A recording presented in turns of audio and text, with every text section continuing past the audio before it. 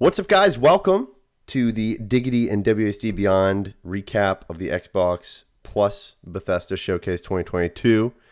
We're coming to you live tonight on Twitch and on YouTube, and also you can listen to the audio version of this on Diggity. It's also what? Are we simulcasting out to WSD as well with this, or is this just Diggity? Okay, cool.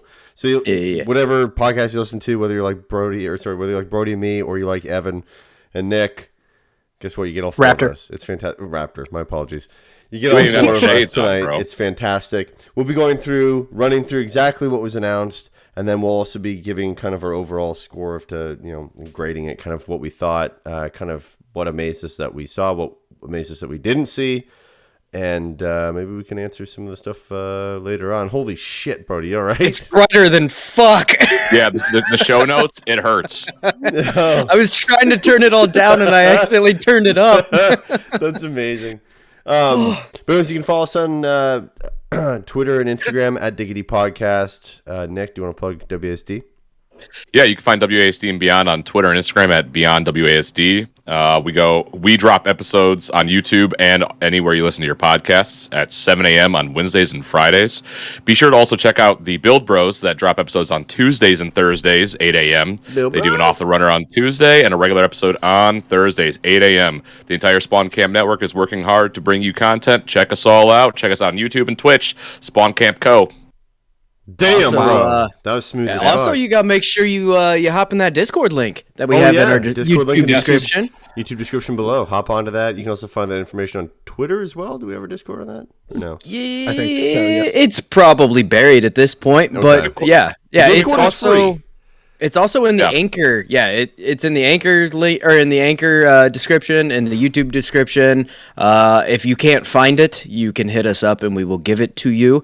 We are building a cool community, and as long as you are not an asshat, you are more than welcome to come in there and talk cool shit with us. Which is funny because it's funny because of the barrier to entry. Because like the rule is not be an asshat, but like it's look low. at us for. It's low. The barrier to entry is low, but that's okay. Come for the there are rules there. Memes. Come there for the dank memes, and there are some rules. Yes, there'll be no posting of Jason Schreier. That's the Before we continue, is WASD is WASD allowed to plug our sponsors, or is that not happening on this show? I mean, you can do that. Go for it if you want. We're all part of the same network. I don't give a shit. All right, WASD is sponsored by Final Boss and Doc Longy. Both are doing amazing drops. I'm wearing the Final Boss Portal shirt. Cool. I just want to get out of that way. Plug the proper people who put clothes on my back because I can't afford shit. Thanks, Jeff Gordon. Thank you. I'm basically a walking billboard whenever I'm out. My roommate sent me a picture the other night, calling me a piece of shit because he found the Final Boss sticker slapped in the bar he goes to. He's like, you're a regular piece of shit. You know that? That's funny. So yes, I will be getting rid of that sticker next time I go though. I'll just put up a new one. No, what are you damning our sponsors? Let's keep this rolling before I get into a fight with my co-host.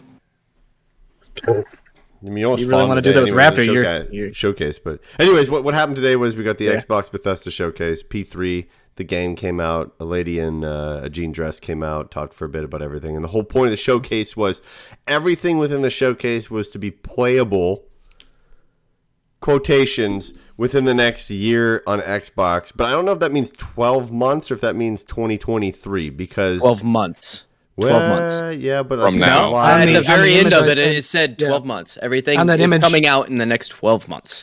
That image in the general that I posted is all the things within the next 12 months, yeah. Okay. So that's not to say it won't get pushed. Okay. Well, there's a chance that they get delayed, but everything that was shown off as of right now, this hour, should be coming out within the next 12 months, I guess. So that was the whole gist of what they were showing off, which is interesting. But do you want to just kick off right now with like the first game and just talk about it? Yeah, let's do it. All right, so the first game shown off was Redfall, which is going to be available day one in Game Pass. They showed off a decent amount of gameplay, showcasing the 4 playable characters alongside their skills and abilities. If you love vampires, this is for you. That's what I basically took from it. It's coming to console, PC, and cloud in 2023. What are the takes? Who do you want to go? Want to go Brody, Nick, Evan, Annie? Let's do that.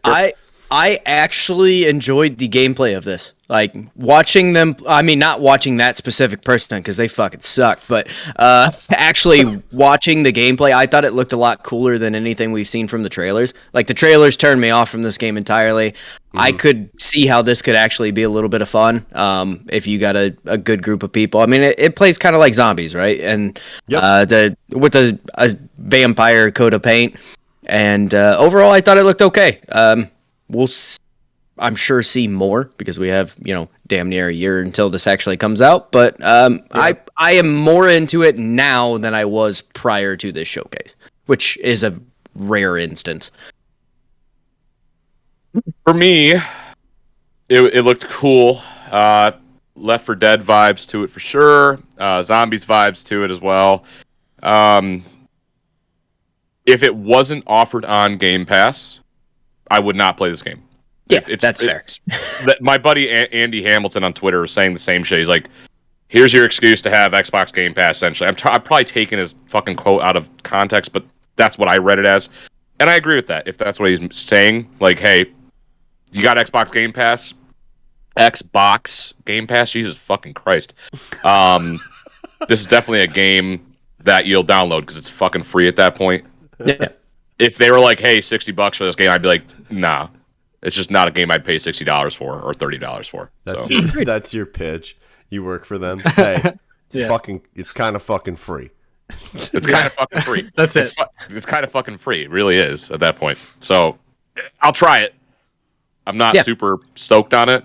It looks cool, right? But it's one of those games where it's going to be forgotten in a couple of years, if not a year, in my opinion. Probably a couple months. I'm thinking like Rainbow Six Siege or Rainbow Six Extinction. God, me and you are just running a train on that game right now, being violent towards it. Anyways, I really don't like it. Please don't put that image in my head forever. It's me and Brody railing out Redfall, the game. I just asked you not to, and then your stupid ass was like, let me do it. Just the case. Just like the case. Taking like the case and keep it going. Stop. What happened? What's my your thoughts, God. Evan? Yeah, my thoughts on it are I will probably give it a try, but like it'll probably most likely be just playing with other people. Like I don't see it. Like I don't see myself playing it on my own and all that kind of stuff. But it looked kind of interesting. I kind of hope there was more enemy types because a lot of the vampires kind of did just the same thing. They just like flew around and then swung at you, and it's like I kind of would hope for them to like have different types and stuff. Yeah. But other than that, I'll probably only really play it with like 2 or 3 other people just to round out a crew because that's like I did the same thing for Back 4 Blood. Like it's cool, it's fun to play, but really only fun if I can play with like 3 other people that I know because then you add to the chaos of it. Yeah. So it makes it a bit more fun, unpredictable, all that kind of stuff. Because I'm not a good guy when I play those games. It's like Nick's trying to run away from vampires, and it's like I'm going to put down a wall that keeps him there. Yeah. Like just to watch him scream and be like, yeah, that sucks. It's one of those games that would make perfect spawn camp like content. Right, like just fuck around for the silliness of it, yeah. But that's karma for me because when I used to play zombies, I would be the guy who'd be like, I got points, and I just run around the map, opening the doors up, and then everyone's like, I'm not fucking playing with you anymore. All right, I keep it going. What you got, Jeff? For me, I think it was hyped up a lot. I think there was a comment when we were live earlier. I forget who said it, but I thought it was great, and I think Nick, you reverberated it from the chat, but. It was. This is a game that, for once, the game has more. Like, it's giving me more hype than the CGI. Yes. Trailer fab. Totally. So that was cool. No, Logan. It was Logan. So that was Logan. Okay, so that was awesome.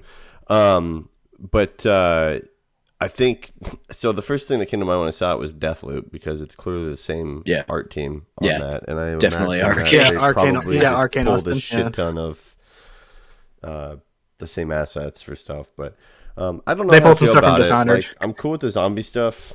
Again, I just think there's a ton of zombie games out there, space games, space zombie games. As we'll go through this list and over vampires, the last couple you mean? weeks.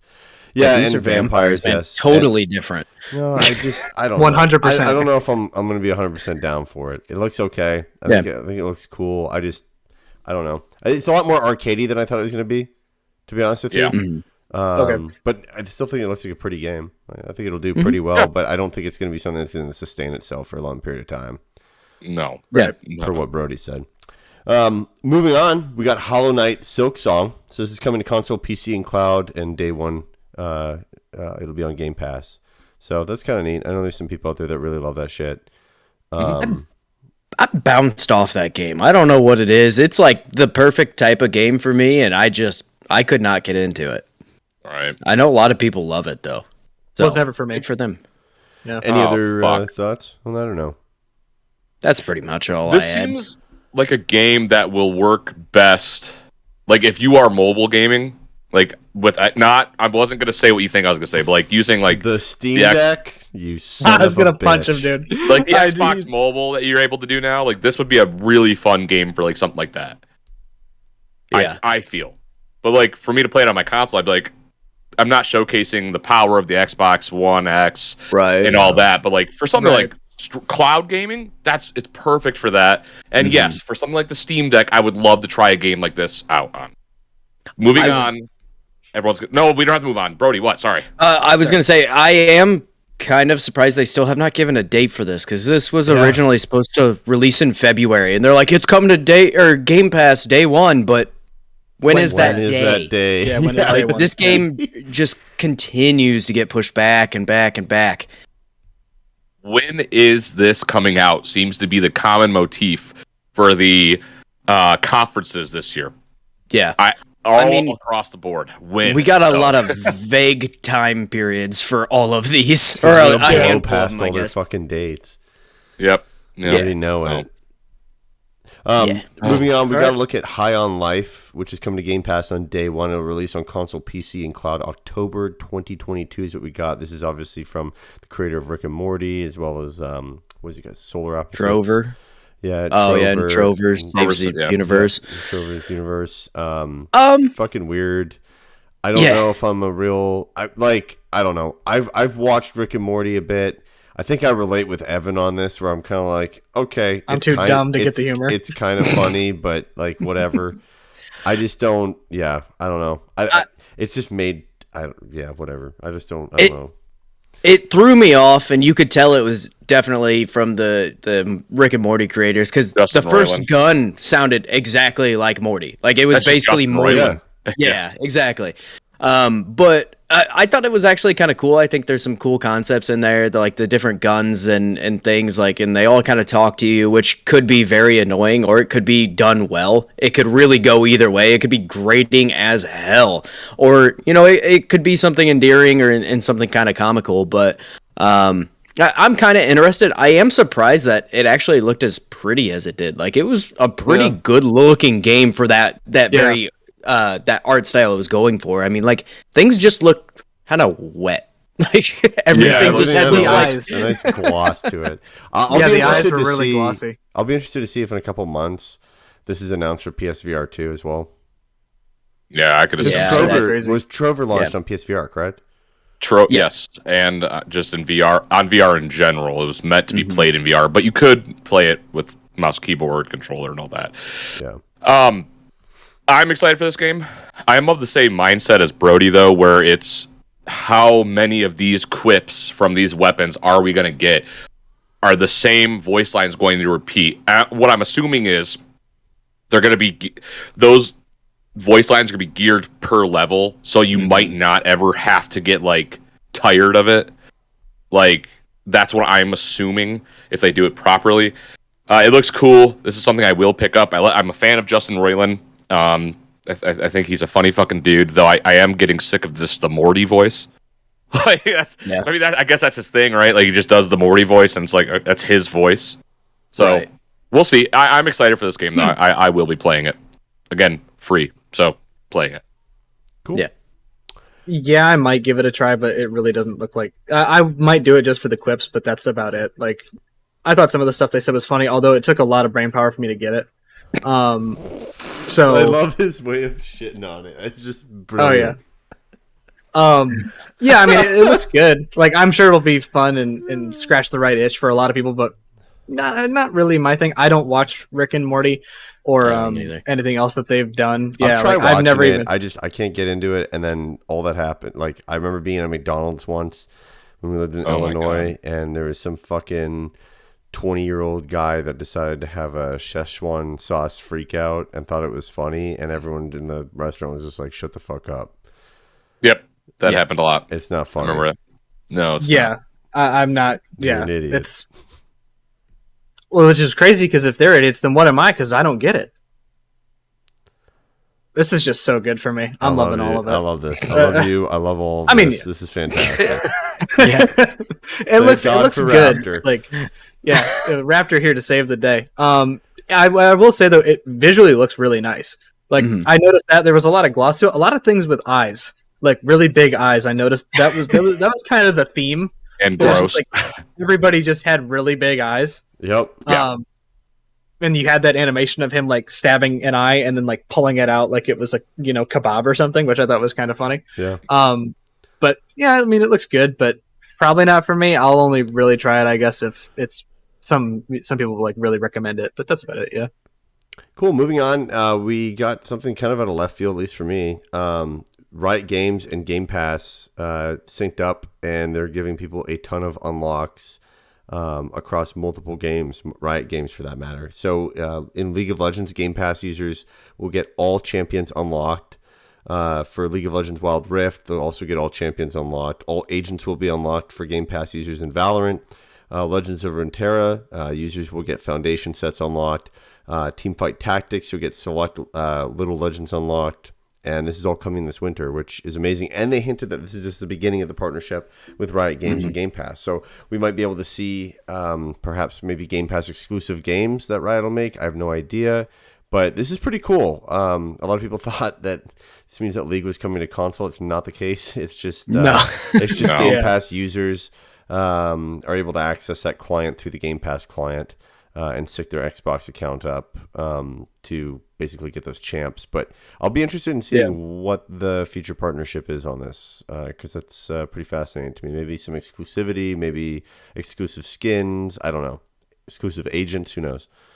I am just amazed that they did this. Like unlocking all of the champions is fucking wild. Because that is, I paid a pretty penny.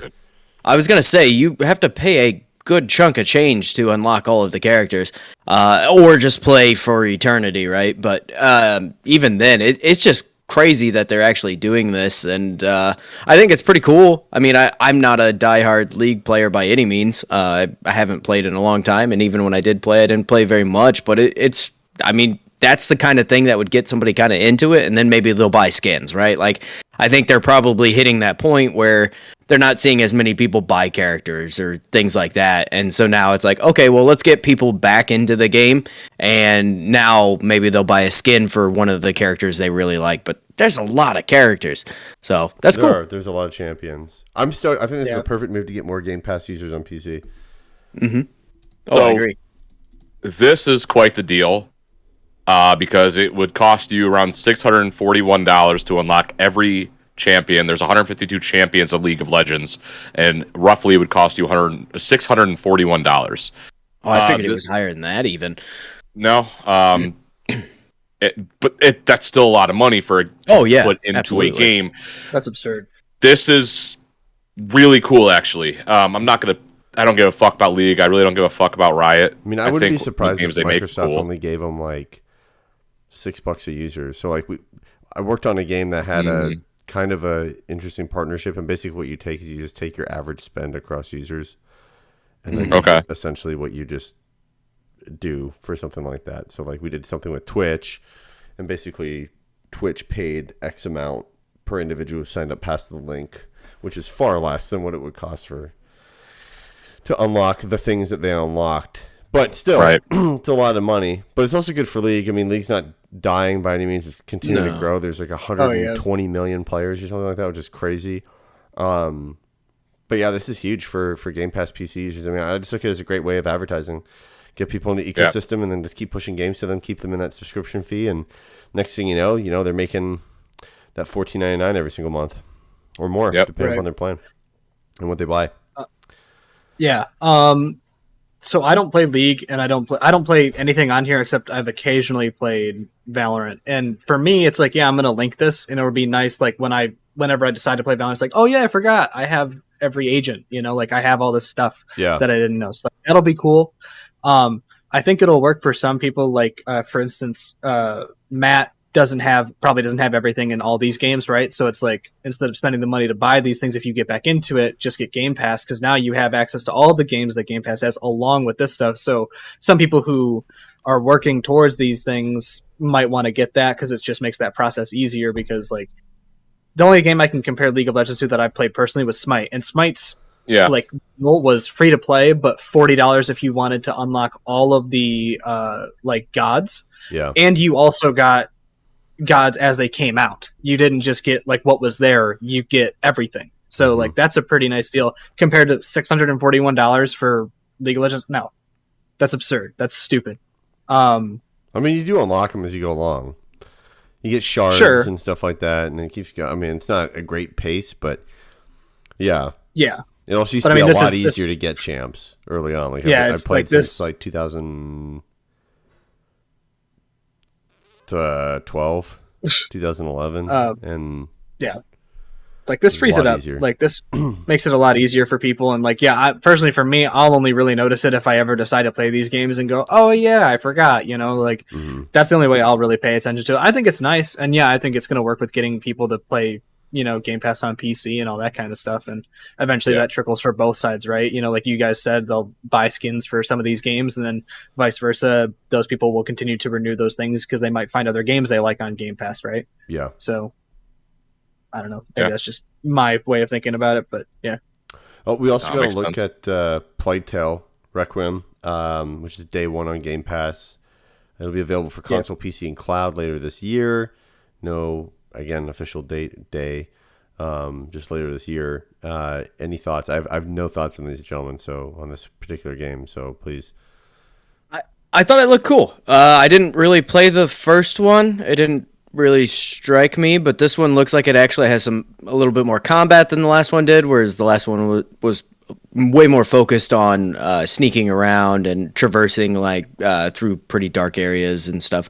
But I thought it looked cool. I may give it a go, but I probably want to go back and play the first one before I did, which I think is a relatively short game. Overall, I thought it looked good. It looked pretty. The traversal looked pretty good. The combat looked all right. Like, I think it's worth checking out at least. Looks pretty. I like that you can harness the power of the rat. And as I said earlier, I hope they get... Yes, you were the rat king. The gypsy king. But I hope that they do the anatomy correct and they have the rat have huge testicles it drags everywhere if it's a male rat. Because rats have big balls, they drag on things, and it's gross. And that, if they're going to be gross, you may as well go full gross. My co-host, ladies and gentlemen. Full gross or no gross at all, motherfucker. Keep it rolling, baby. Like Grounded, go big or don't go home. Yeah, dude. I didn't play the first one, but I seeing how that one looked, I'll probably go and play that first one to play this one. I'll probably go back and play it. Chat. Oh boy. They just said you three are looking awfully handsome tonight. I think that's Russ. Thanks, man. I know I'm not included in that three. Let's keep it rolling. It's definitely Russ. I'll probably go and play the first one and then go and play that. I liked a lot of the combat. I thought it was pretty interesting because when I did play a little bit of the first one, but I kind of felt it was just this run and hide kind of thing. I don't like games like that. I don't like Outlast for that reason. It's like, I don't really care if it how scary it is. It's fine if it's scary, but like, dude, if I am in this insane asylum where I know there are sharp objects, why would I not pick one up and try and at least use it to defend myself, right? Instead, I'm going to walk around with this dopey ass camera like I'm on MTV, like, oh shit, that guy's cutting up that guy. That's what I thought of with the first game. So seeing that there was a bit more combat involved and whatnot, I'll probably go and play it. And it's, day one on Game Pass. So whenever day one is available, whenever you'd like to let us know those things, because that's kind of important. Yeah. Later this year, Evan, what more do you want? Come on. What more do you need? I mean, we got 6 more months, my guy. Later this year. 2022 was not a tight enough release window for you? Yeah. Come on, bro. I guess maybe if it I'm comes just, out, it comes out. If not, fuck yourself. That's what they said pretty much the entire time. I'm just spoiled. I guess I used to remember days for things like when they would reveal. We got a good look also at Forza Motorsport. This comes day one on a Game Pass. It says it's coming spring 2023 to console, PC, and cloud. They went over this. It's pretty cool. Some new stuff to note from it. Obviously, night and day with the lighting. It's all dynamic. Yeah. The track temperatures change. They've got live ray tracing going on. So there's a lot of hidden details and everything from the different metals in the carbon fiber to you name it. The reflections from cars onto other cars. Reflections on cars, or of cars on other cars. The damage system has been redone to where it's not just the same side damage every single time. It actually takes its own damage profile from whatever it's hit, and that's kind of interesting. I'd say overall, just like a general plus to the game. It looks pretty, but when I went and looked at the last Forza as well, it also looked very pretty as well. I think we're kind of getting to little minutia things here, and it's like almost like a Madden kind of thing where it's like it doesn't really visually improve. Yeah, because except for a whole different level. the lighting, the lighting thing. I mean, it's kind of a page out of like the Horizon's 3. When they started the seasons? 4. Yeah. Or was that 4? 4 did the seasons. The lighting thing, I appreciate that. The track temps is cool. That's a really cool thing because I can make a track completely different. It's going to definitely change how that works. Which is fun. But yeah, I mean, I don't know. I think it's really pretty. I think it's really cool what they did. They did one shot with the camera all the way clean through the entire kind of look through of gameplay. Shit sounded good. Shit looked pretty cool. But when I went back, I mean, I kind of get lost in the sauce originally. I went, oh my God, this looks amazing. I went back later and I looked at, the last Forza and I was like, okay, this is really pretty too. Like, these are not really that distinguishable in differences. I mean, when you're ripping by somebody at, 150, 160 miles per hour, you're going to see the reflection of your car in their, black car. Really notice it? Probably not. So, and the minute details in like the thermal coverings for the exhaust and stuff like that, probably not gonna notice that again while ripping 160, 170 on a straightaway. Yeah, you're not really paying attention. In the old M8, I don't know. So it's cool if you're a car lover like me. It's great to pop the doors open, take a look at everything. But I don't know. Like it's good. It's good that's coming out. It's hit what Evan said to the point where I think they're just finding very little things at this point, which is fine. But I think the next rendition of Forza needs to really change things quite a fair bit. I'm happy to see them at least make changes, though, and not go the Madden route where they're just like, fuck it, it's good enough.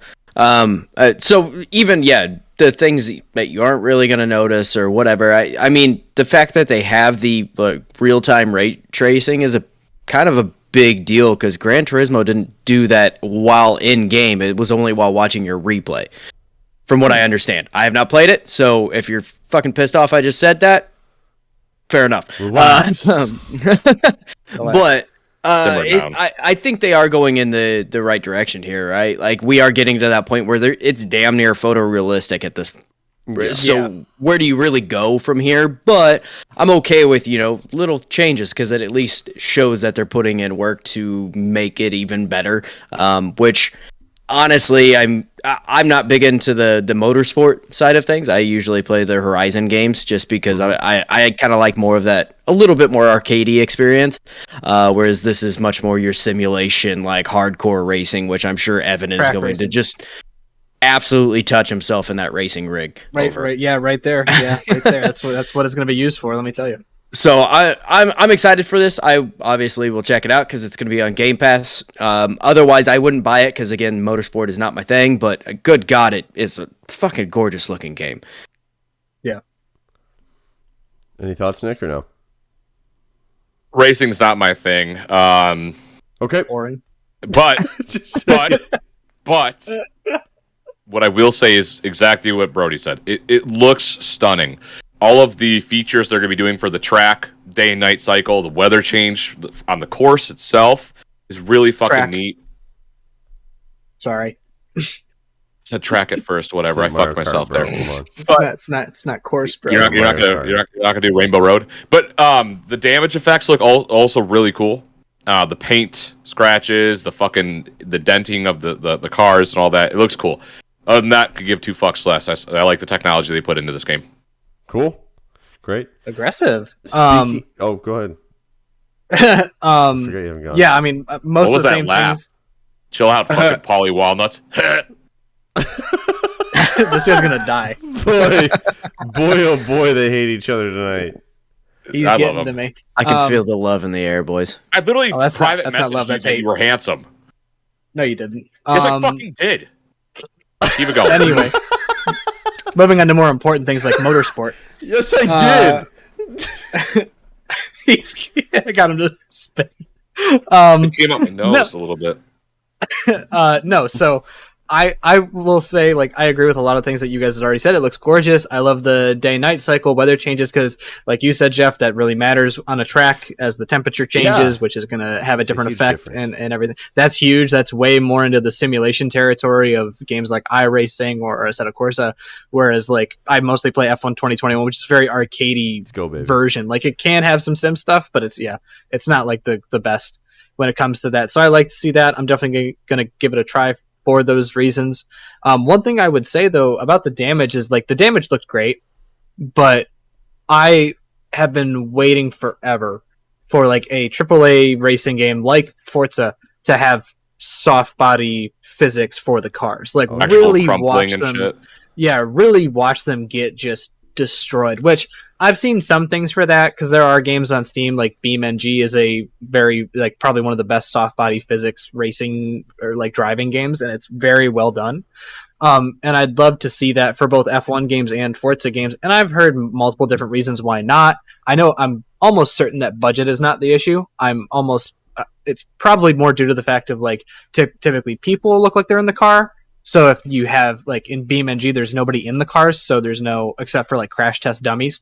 But, like, there's not physical, like, drivers with helmets on and stuff like that. That's probably a part of it too. And then another one that I've heard before is, like, well, the teams or whatever don't want to get, like, have their sponsors on there, so when they get crumpled, it looks bad. And I'm like, that happens in regular racing all the time.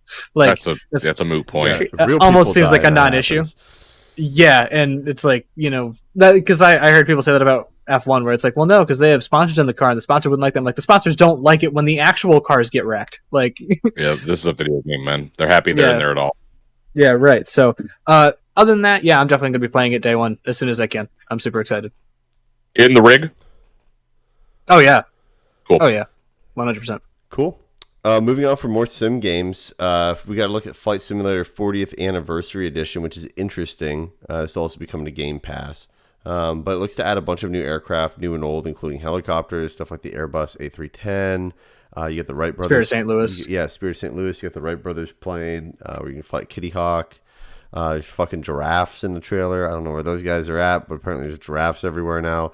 Africa, probably. Yeah, it's coming November 2022. And then the crazy thing was there was a free Halo Infinite add-on as well, which is available right now. Yeah, Noah already flew it. Did he?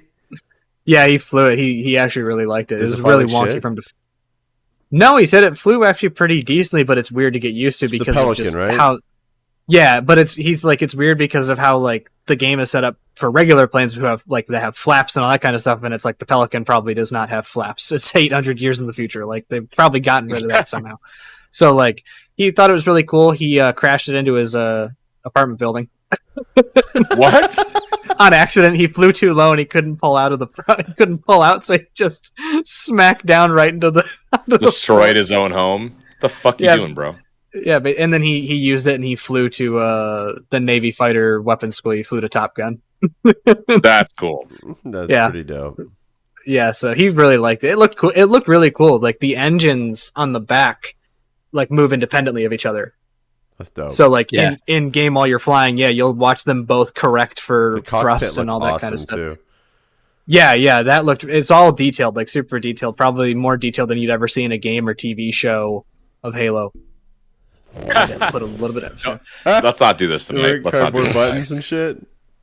Oh, probably none of that stuff even looked real. It's like I probably could have made it better with Toyota like, Tundra sitting in the background.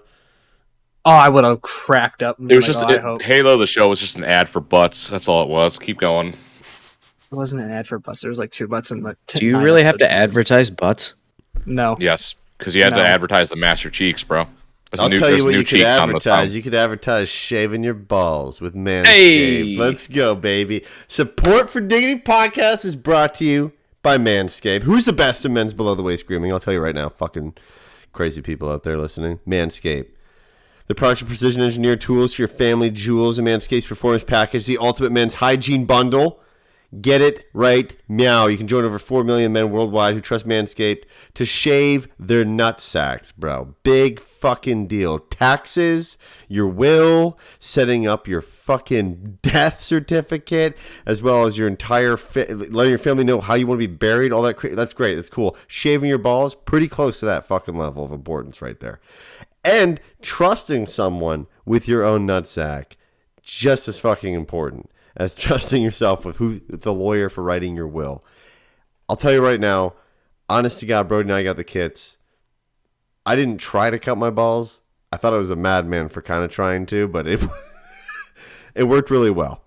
But it's fantastic. They've got incredible products. They got tons of stuff on there. They got fucking from cologne to fucking underwear. There's everything you name under the sun there, and you can save 20% off and get free shipping worldwide with the code DIGGITY, DIGGITY at manscaped.com. So get on over there, give your balls a shave, tit fucker.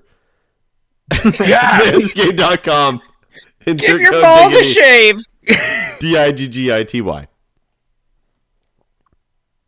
Wow, that was good. I had to segue into it, buddy. That's it. It was too perfect. Yeah, Thanks so it much had for to go sponsoring there. Manscaped. There was We appreciate nowhere it. else it could have gone. No, that was my opening. But moving on from shaving your balls, let's talk about something that's pretty interesting here. Tickle my balls. Overwatch 2 got some interesting news on that one. So they showed off new abilities for old characters and some of the new maps, stuff that we've seen already in past dev stuff and different blogs. They revealed the new character though, Junker Queen, which is amazing. She's like a Mad Max Junkrat type female character. Same lore as Junkrat as well. What's shocking about this is it was announced that it was going to be free to play. And I'm confused on this because in all the blogs it says free to play PvP. Now, I don't know if the entire game is free to play and if there's a campaign to it or other things that they were talking about adding into the game early on before Jeff left the development team. If that's going to be a side purchase or not. I have no idea. I've been trying to read through the blogs after this, and I can't really decipher if the entire thing is free to play or if it is just PvP. From my understanding, it is the PvP is going to be free to play. Okay. And I had been hearing that prior to even this conference here. There hasn't been anything about what's going on with the story mode of this or the story like maps and stuff. I'm starting to kind of wonder if they haven't been predominantly scrapped. I don't know. I don't think so. Or at least pushed way back. I bet I think they're just trying to get PvP out right now to breathe some life into the game because God knows nobody gives a shit about Overwatch at this moment except for you, Jeff. Fucking love it. I'm just being honest. I love it. I love it. It's in a bad spot for a multiplayer game, and so they have to breathe some life into it. And I think the easiest way to do that is put out this new in quotations here version of it and get it out there, get it rolling, and then maybe you put out the actual PvE content for $30 later on or something like that, right? Yeah, I think that's fair. I think you're right on the PvP stuff coming out. I think the reason why people I think a lot of people are just waiting honestly for this game to come out because when they did the beta, the stream numbers were absurd on the amount of people watching this shit. Oh yeah. And I think the problem with that is it's a good thing obviously for them, but also the problem is I think they were so vocal on the fact that this was just Overwatch with different lighting, different graphics, and different some character redesigns, some different maps, that it was really a plus version of it that I think people kind of sit there and go, okay, cool, why am I going to continue to invest my time as much into Overwatch when I know it's going to be at a standstill per se? But I think what would be really smart of them is to honestly put one of those new heroes into Overwatch right now. Yes, and have people use it. bring play around bring a little bit bit of life in Overwatch. I don't have any worries about them dropping any players for Overwatch 2. If anything, I think they'll gain more than they had in Overwatch 1. But I think it would just be a decent way to get people at least used to stuff and segue them into that free-to-play section. Yeah, I don't know. I think you're right. I think they'll do the PvP first, and then they'll come out with that shit after or something like that. I'll be more interested in understanding what their monetary or what their revenue model is going to fully look like in terms of if it's just going to be skins, or is it also going to be, can I just outright purchase a fucking hero? Or is there stuff that's going to be locked behind paywall versus using, standard credits? What does that look like? I'd like to see something more in depth on that, because as is right now, it's not that fucking easy to save up coins to get shit. It takes a long ass time. So we'll have to see. I know you can buy stuff now, and they did the segmentation of Overwatch points as well, or Overwatch League points, whatever you call them.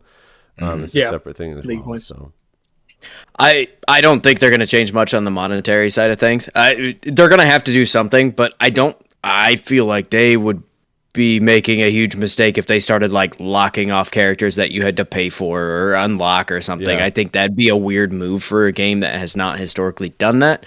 So I think they're just going to have to stick to the loot box route and maybe sell skins as their own thing, right? Like if you want to monetize it, sell a skin, right? And but also keep it to where you can, eventually earn enough coins to buy them or whatever it may be. But I think that's the most unintrusive way to do it without pissing too many people off. yeah, So I think this game's going to do absolute bonkers when it comes out. I think it will. As it being free to play, it's going to be ridiculous. They gotta support it though. Like Overwatch has been in a bad spot because they do events and things like that, but right now we haven't gotten a new character in forever. They basically have put it on the back burner. So when this comes out, they have to be balls to the wall supporting the hell out of this game. I think they will, and keeping that community alive. And I think they will too. I think they just moved. I think they, unfortunately, all the development team issues that popped up fucked them over. And honestly, they just kind of went on to something to plus it and make it better. And I think now they're just like, well, this one's shinier and newer, so let's just stay on this fucking thing. And it's fine. Right. And I think it's unique enough of a position where they were so successful with Overwatch to begin with that they can take that risk. But I think it being free to play it'll fucking knock a ton of shit off. I mean, there'll be a lot of free to play games that just fucking die because this thing will explode in popularity. Yeah. Oh yeah. I agree. Anybody, Nick, you had anything to add? Not a big Overwatch guy. I haven't been since the game released, but I will say I'm digging the free-to-play aspect of whatever they're offering here. I think it is neat because to me it feels like Overwatch 1.5 with like PvP at least. Yeah. Story-wise, I'm interested to see what that is going to look like. I agree. I don't see them being able to charge full price for just a story though.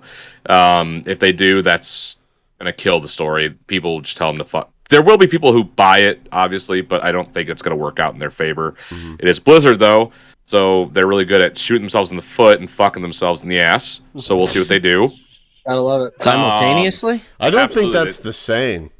Yeah, I don't think that's how that goes. I think in the Romania, first part you of that mix was the things. saying, and I think you just added to that. I'd be as vulgar as But possible. don't worry, it's Oh, all yeah. water under the fridge by now. So Oh, water in the fridge, baby. The All fuck right. is the internet? Anyway, I just want to be able to kill people with Hanzo and feel cool again. So if we Let's could go, just get baby. that taken care of, I'll be. Great again. Fair enough.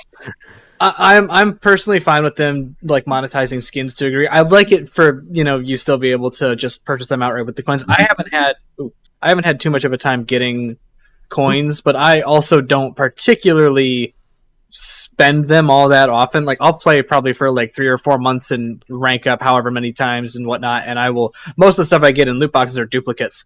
So add that onto the fact of I'm already getting that plus like that's I have probably like around 9,000 10,000 coins, so like I could go and just buy a whole bunch of legendaries and be fine with it. So I'm cool with that if they don't change the You prices. could buy like 9. I mean, just say some like, of them some are of their 3K. skins are like 3K, yeah. So you could buy 3. Some of them are like, I think there's some that are 1,000. They're either- There's they're some that either are Like go down to like 250 Yeah. for like the basic Right. The level legendaries are always 1,000 unless Yeah. they're part of the event. Then they're Yes. 3. Yeah. Makes sense. But yeah, like they're like as long as they don't change the price on those, and like then they just give us more to be able to like either unlock through coins or just pay for. I'm personally fine with that. If I'm able to buy specific skins, I don't want it to just be loot boxes exclusively, and I just got to roll my roll the dice every time.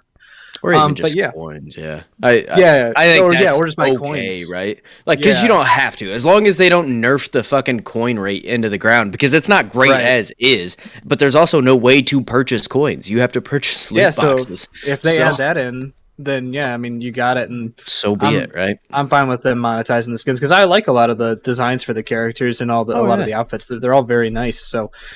Yeah, I mean, I'm excited to see it and actually play it. I love that it's free to play. I couldn't care less about the PvE. I do not care about the story of Overwatch. I don't care about how Lucio and Tracer are like fighting off evil and Reinhardt is like this old German guy. I don't care about it. Like, just let me kill them in an arena, make me feel good because I'm Hanzo, and then I get to go home. I think they're going to go full bore sad. With stuff. I think they're going to go free to play with this fucking thing. They're going to build a community, and I think you're going to see like an animated series with this shit and everything.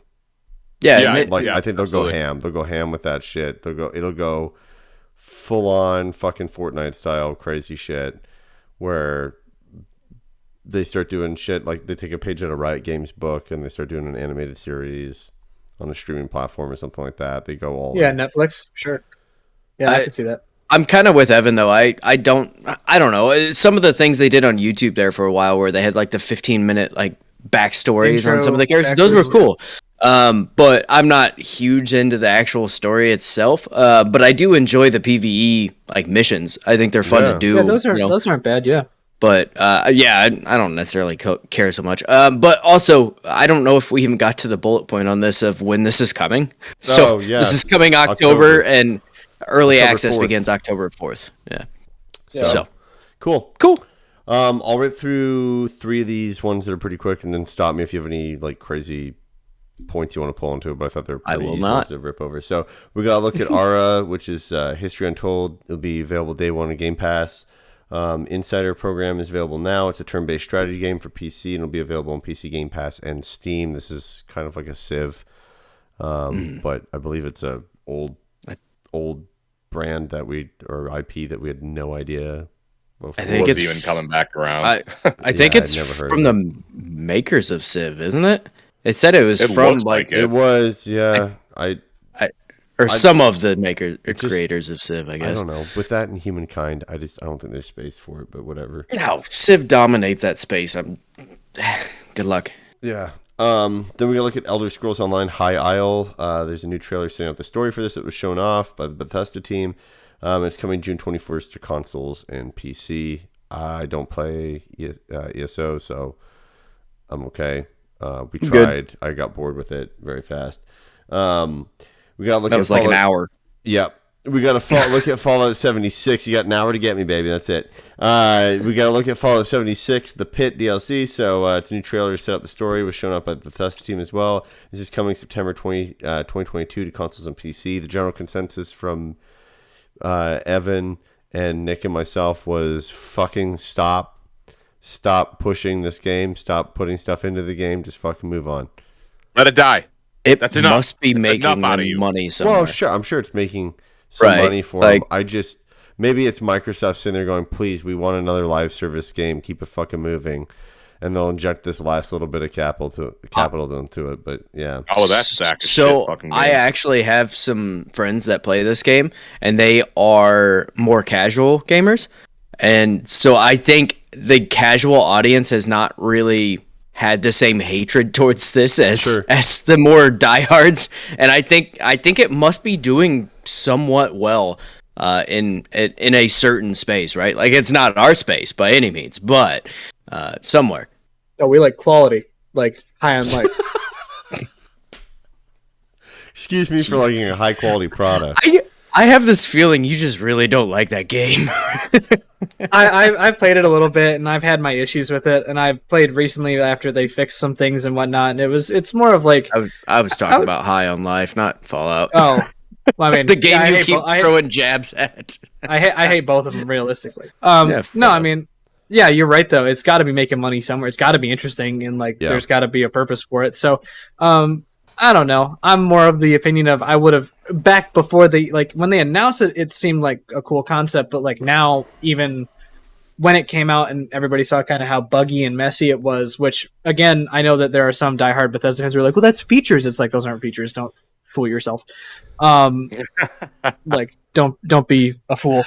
I would have rather just had like a Fallout 5. Like, I would just had like just a new game altogether and make it very RPG like New Vegas and just call it a day. I really don't care much for the online component of some stuff like this, but yeah, that's it. Cool. Some other quick ones. Forza Horizon 5 is getting a Hot Wheels updates. People are stoked about this. So it's included with the premium add-ons bundle, or it's sold separately if you want to pick that up, and it'll be available July 19th for console, PC, and cloud. So that's cool. I'll be busy July 19th. So hell yeah. They do it real well. It's great. I'm excited for when they finally do the Lego one for 5 as well. That'll be fun if they do. Yeah. Oh yeah, I'm sure I'm sure it's coming. Well, I guess 4 got Lego, but they did not get the Hot Wheels one. So, I mean, it could come though. I hope so.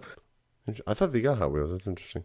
That was 3, I think. Oh, okay. If I remember correctly. Then we got to look at Arc 2, which is Vin Diesel on a fucking dinosaur. Christ. That's about it.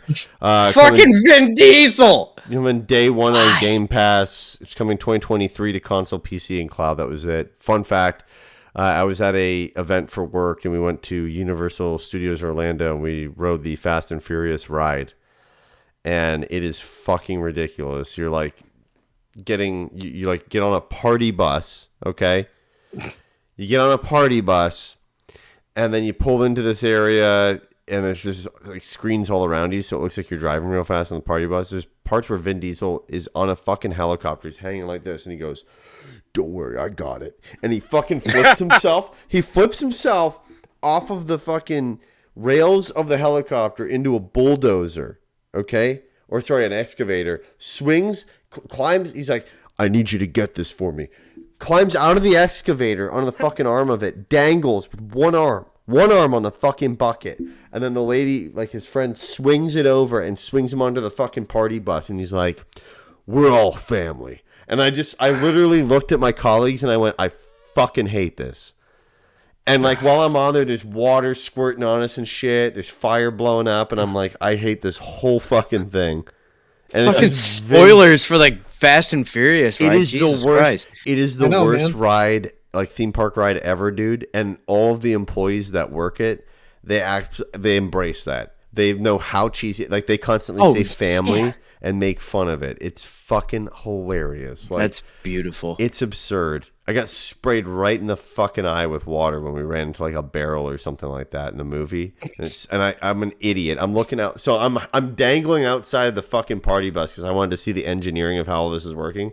So I'm hanging out of it like this, looking. And then it just goes, and I'm like, Jesus Christ. Shot right into my eye. Motherfucker. Fucking brutal. Anyways, that's Arc 2. Then we gotta look at Scorn. Nick, you're probably gonna want to talk on this. This will be available day one on Game Pass. It's releasing on October 21st to console, PC, and cloud. You have 2 minutes. Go. I'm a huge body horror fan. I like a lot of David Cronenberg films. Gross. I really want to go see Crimes of the Future, actually. And Lightyear. It's not a David Cronenberg film, bro. If it was it's better. It'd be better than a if it was. Cronenberg film. All right, chill out, bro. But I also do like the art of H.R. Giger. His art is phenomenal. Hey, man. I said chill out. You said I got 2 minutes, and you're fucking interrupting me, Senator. Chill the fuck out. So I'm stoked on this fucking game. It's cool. It's everything's organic. It's body horror. Again, it's inspired by H.R. Giger, and I'm huge on him. And sounds like he helped make the art for the fucking xenomorphs and shit. No, it's not the Mormon fucking church, bro. That's also, by the way, doubling back to when you call me Senator, it's Senator Raptor to you, so please get that right. Oh my god. I am stoked on Scorn. I've been waiting on this game for quite a while. Are you you fucking assholes done? You two? This is a gross game, dude. Opens up, the guy's pulling an umbilical cord out of him. That's the point. It's a body horror. Wet and fucking gross, dude. And it looked kind of empty. It looked like you just like the world's had nothing in it but like one really fucking disgusting thing. going to be a very, from what I can tell, it's going to be a very big, like, atmospheric type of game where you are going to be No, there's going to be shit in it, but you're going to be the one creeping yourself out and exploring and finding a lot of shit. In it. You're just walking. Oh, man. I'm excited for this fucking game. These two jerk-offs aren't. Brody, are you excited or not? These three. I don't know what you're excited from Brody, dude. I'm also a huge horror movie fan. Yeah, I'm not. No, I get that there's a whole like market for this kind of shit. I'm not that market personally. I'm glad you're excited about it. Hey, I'm glad he's excited about it too. Right? Fuck all this. Time out. Everyone, silence on the floor. I have been persecuted. Hey, you've been scorned. He said the name of the thing. Got him. That was good. I hate it. You did the thing, guys. I tried to look. I enjoy that you will likely enjoy this game. Yes, I do. No, you don't. Don't tell me what I do. I enjoy that. I'm just saying, when you say atmospheric, that's just fucking bullshit. This looks like an empty fucking game with a couple of creepy things in a room that are very wet looking, and they go. Let me. Every time you attack them. I was going to follow up with this. Queef at you. What do you want from me? I will try it because it's a Game Pass game, and I am interested to try it because it is different. It's free to play. Hold on, my brain stopped working there for a minute. I wonder why. Try kickstarting it. Wow, this guy. I'm gonna probably give it a shot, but I'm also with Jeff though, is that it does look pretty empty because I know nothing about it other than that. Ooh, it's gross. Like there's no story. There's no story. I haven't heard one person talk. And if they did talk earlier, it was through like 5 different voice vocoders, so like I couldn't understand it anyway. That's spoopy. It's not, but you have to build that atmosphere other than things just being gross. There fucking will be. Okay, but if you guarantee there will be, then they need to show that because all they've shown is like, look at how gross this shit is, which is like, their audience is me. I was gonna say that market they don't care. They want the body horror, and once they get to the body horror, they're like, maybe they'll explain why, maybe not. It doesn't matter. I'm here for the body horror. So it's not. Yeah, it does not appeal to you. It does not appeal to me. And it does not appeal to Jeff. Nick's the kind of guy. The people that are gonna play this game are the same people who watch the shit come out of their ass in the toilet. That is totally Nick. One time, I just wanted to see what it looked like. We've all done it once. Come on now. No, we haven't. They do it multiple times though. If you do it once, that's normal. You do it once. I'm gonna give it a try, but I'm not. You're gonna give it a try. Watching no. Scorn. I am scorned. Nick has I am a mirror scornful in the right bottom now. of his toilet. I am scornful right now because of this. I just aimed my camera down there. Yeah, I'm gonna give it a try, but I'm not expecting a lot of anything good out of it other than it just being gross, which is like I'm not touching. Nick I'll throw up. Nick will be like, it's beautiful. It's like there's so many different themes about life in this game, and I'm gonna be like, no, dude, it's just a guy putting like. I will say, it's could fall under the same thing that Agony did, where Agony was like edgy to be edgy and had a lot of nudity, and everyone's like, edgelord. Where's the gameplay though? So I'm afraid for it in that aspect, but this looks like it actually has gameplay opposed to Agony, where you're just like walking around and here's some like demon with huge fucking tits and a pussy right in your face.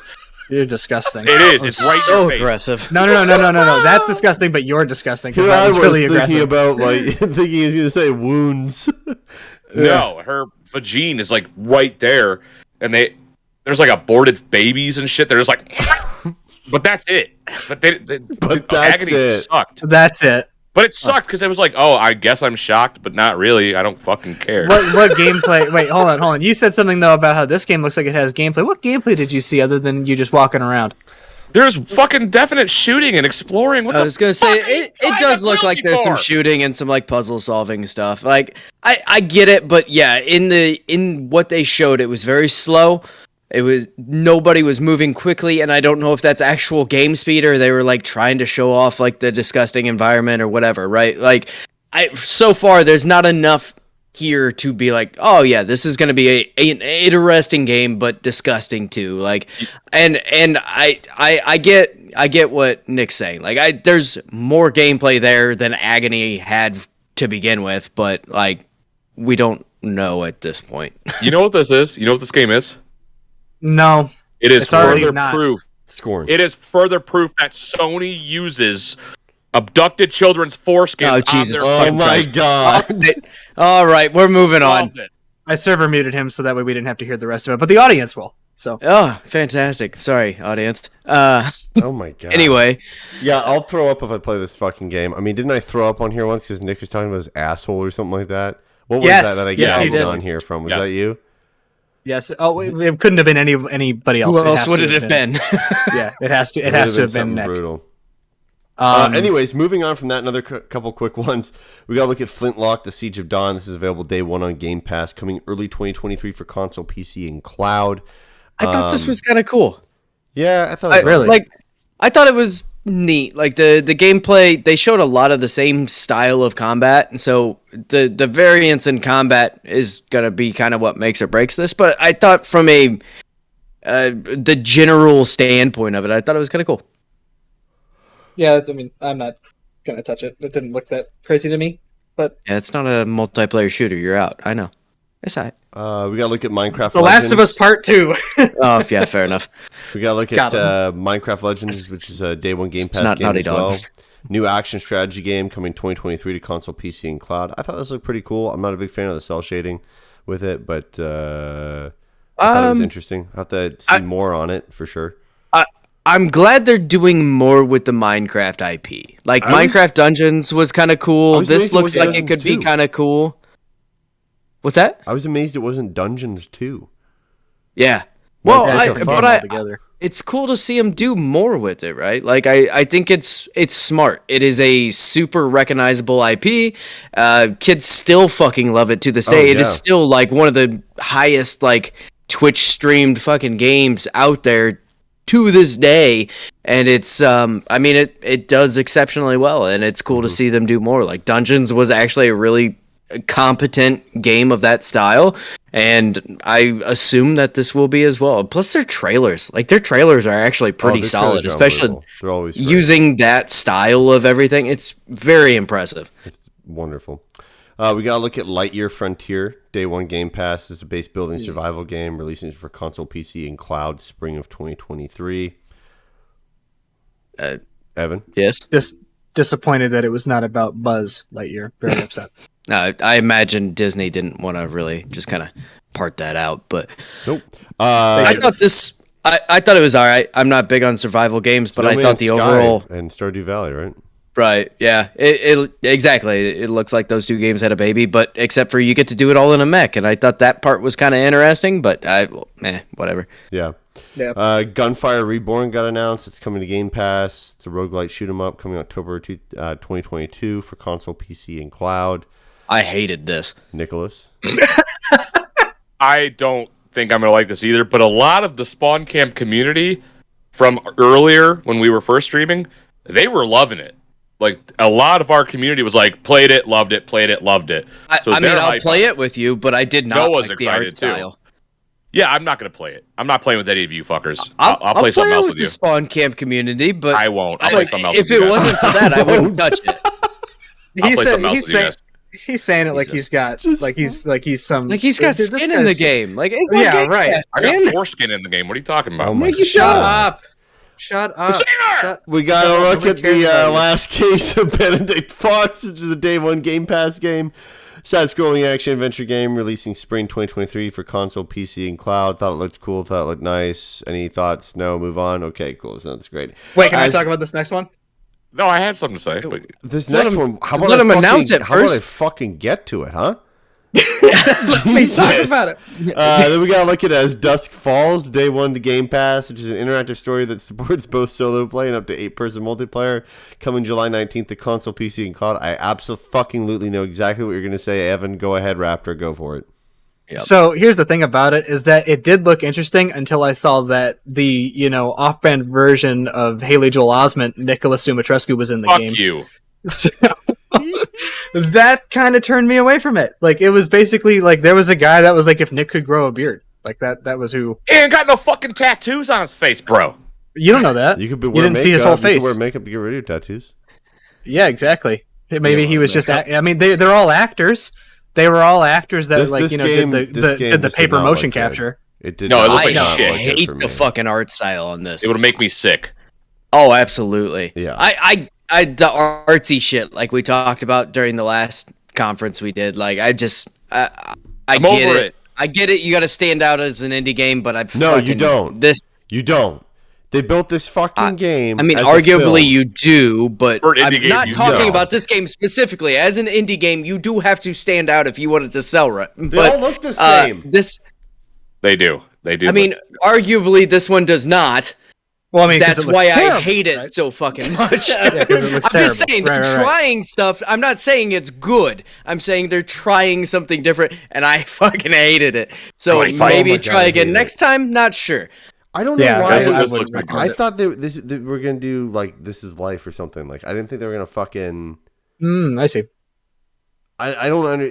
Apparently, what happened was they filmed all this shit in video with green screens And behind then, them, and then artists went Put a and touched them filter all up over to it. make them. No, artists actually went over and I was like kidding. painted them and shit. They could have Yes. probably just used a filter, a Snapchat filter, but Yeah, right. they've done it, no problem. Saved the But fucking that's time. not artsy enough, Jeff. Exactly. Come on. It's and then, hipster. and then It's there's like hipster. 3D models on Yeah. top of fucking 2D environments, and then they got fucking. You're saying that's not art? I'm saying that's not The- art. I'm saying I it's would just say You fucking- look the like coolest ET. thing about this game is the fact that it supports up to Oh, okay, 8-person over multiplayer. But that I is have the no only fucking thing redeeming. idea. What do 8 people do in this How does game? that? I don't know. You sit around and twiddle your Do you thumbs just until watch you it get to come together? back on screen. It's like I a don't know. Jackbox game, I bet. It's probably like a Jackbox party game. And Like, you vote your tree. Do you get to write anal somewhere in there? Like, how's this work? Yes, 'Cause that's my no, only no, no, The no, anal no, Brody. tree. It's no, Brody. It's got a Penis. bit. You got a bit more. You got a bit more in the game, right? So it's like in Jackbox, you're just coming out. up with funny words, but with 8-player multiplayer, it's like Nick's character is like at a Nick's low crossroads, and he might do. Yeah, You're he a might be piece of doing. shit. You know, he's like at a crossroads, and he might like put something in his veins, and it's like all the 7 other characters have to go like, yes, he has to do it, and you force him to like Wait, time screw out. up his life. I got two things. Maybe that's the That's- multiplayer. I got 2 things. One, Noah in chat. That's not Henry Zabrowski. Don't ever compare that B-list dude in that game to Henry Zabrowski, the greatest of all time. I love you, and I know you love Henry. 2, are you saying I don't I'm know a what you're heroin talking addict? about. I don't know. I mean, you might be, but I don't see anything where Noah said that. So What? please check your sources. He did. Keep going. This game He looks like said- shit. He said the bearded man is this. He quote the bearded man is legit Henry Zabrowski end quote. Whatever you said was That's not what all he Nick said. said, you moron. No, it's not. He said a whole Yes, bunch it more is. after that.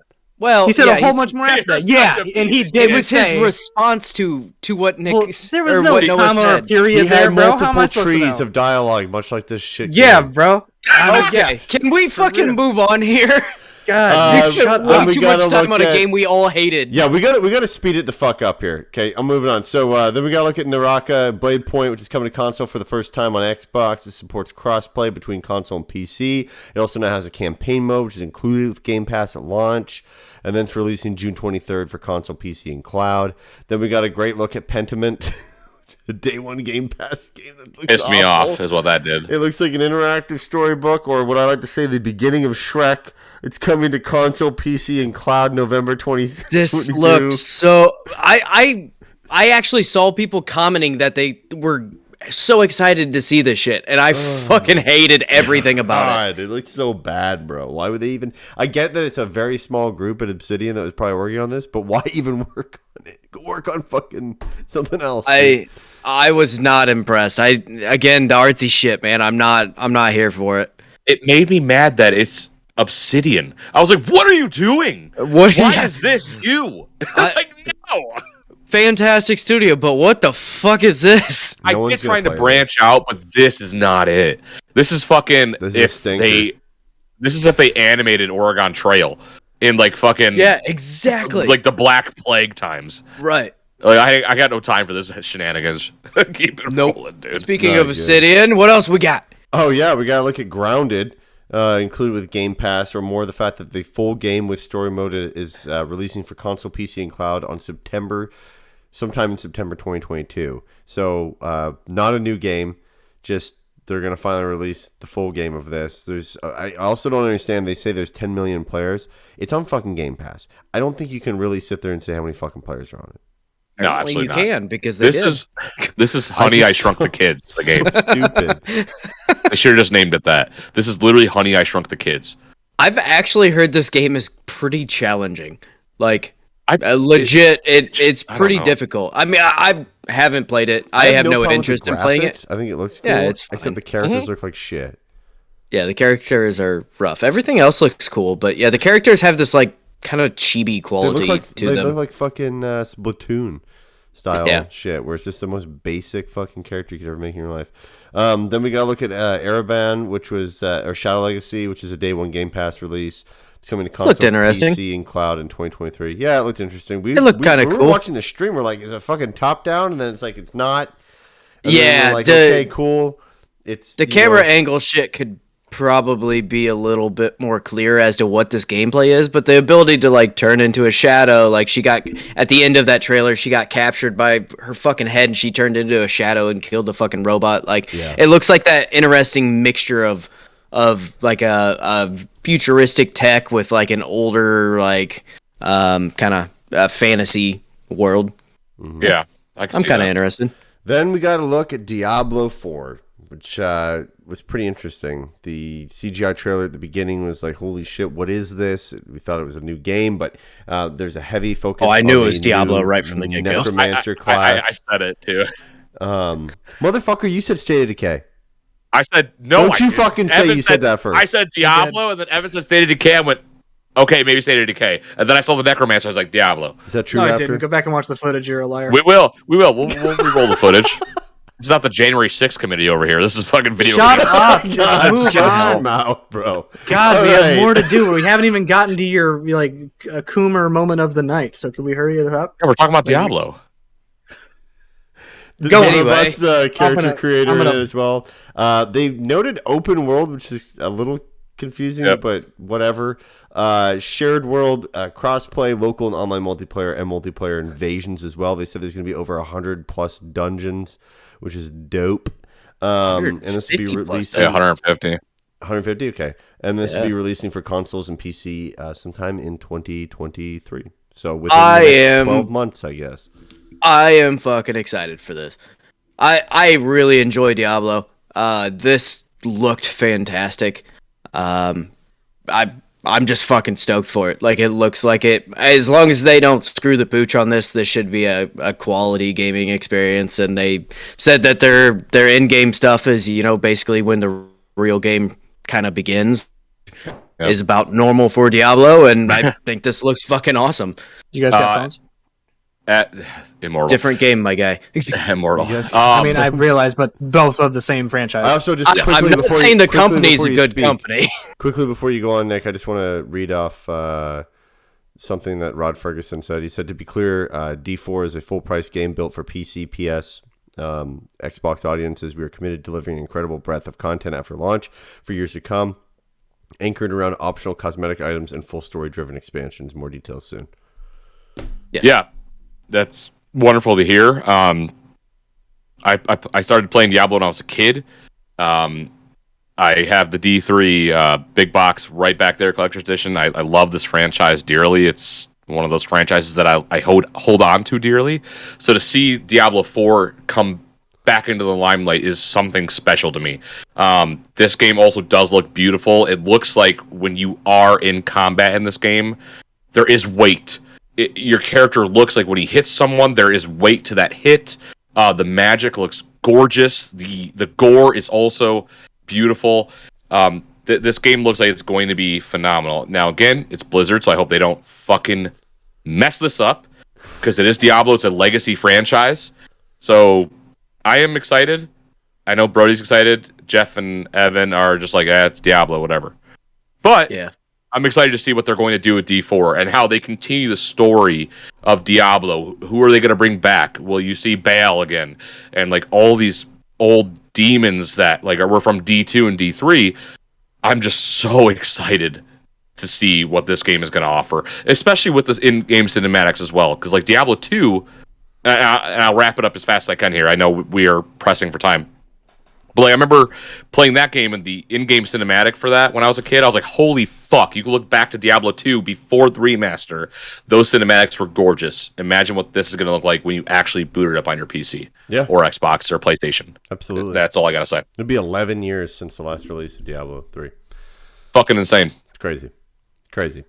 Long some time. other quick items. We got an expansion for Sea of Thieves. The Season 7 update has all features built around ships, so you can have you can save your ship loadouts, you can customize your cabins, you can also name your ship, and that's coming for free on July 21st to console, PC, and cloud. We got to I look can't at believe this wasn't already in the game. right. I know it's Sorry, kind of crazy, especially the loadouts side. I'm like, Jesus.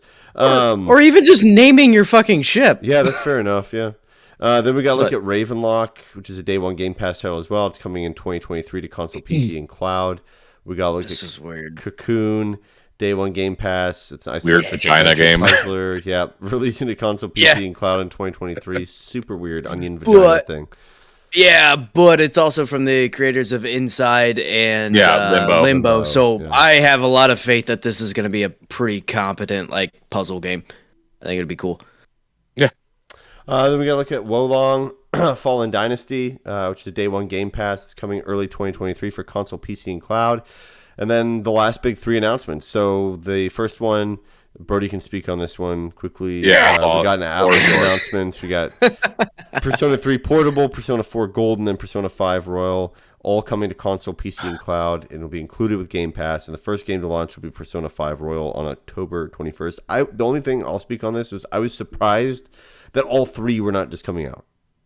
That was weird. Yeah, I'm very, very strange. Why not just put them all out there? Persona 4 Golden's already on Steam. It shouldn't be that hard to get running on a console. I think the problem is Maybe probably it's just the to issue fucking of keep it moving for monthly Well- payments, like Netflix style. well, that too, and also Persona 3 and Persona 4 were handheld games, or the Persona 3 portable and everything. So I think some of that could be a little bit of the issue right now. But regardless, I'm super excited for this. I've been wanting Persona 5 to come to Xbox for a long time. I've already beat the damn game, but it's a very, very good game. It takes a long time to beat, but it is fantastic for that style of gameplay. Probably the best of that style of gameplay, if I had to argue. I saw a wonderful tweet where someone said they finally figured it out that if they put Persona 5 on there, it's going to take someone 7 years to fucking 100% that game, making them a shit ton of money on Game Pass. What? I had 200 hours in the game when I beat it. There's that much content in those games? 200 hours in Persona 5 Royal to platinum it. Platinum it. I don't know why. Brody's crazy. I've seen it played on Twitch, So but there's just something about the art. I just don't know why I can't get into it.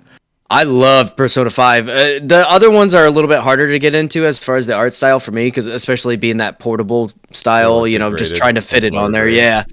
But I mean, Persona 5's art style, I fucking loved, especially like the cutscene stuff. The in-game stuff was fine. It's not incredible, but or at least while you're like walking around. But when you're in a battle and stuff, I love that stuff with like the kind of what's the word I want to call that? Like the red and black, like polka trash style almost, or trash polka. I dig it. I fucking love it. That's gnarly as fuck. Cool. Last two big announcements. We can hit this one up real quick and just each say maybe 30 seconds on it. There's no way Nick is going to be quick on this.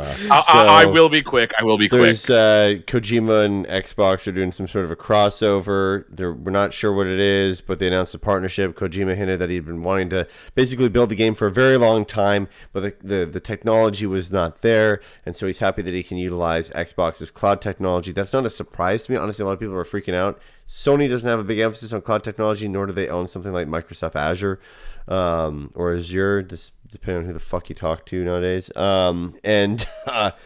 Cool, great. I don't think it's going to come out for like another fucking 6 years, but whatever. We'll be teased about it every single fucking year until it comes out, so we'll just have to live with this for the next 5 years. Very excited to see what the master himself, Kojima, cooks up in his right. Fuck you, Evan. I saw that. Fuck you. I dabbed. I'm excited to see what Kojima does, man. Now with cloud. Listen, This is the man who brought us Metal Gear. And if you can't respect Metal Gear, he brought his Metal Gear under who though?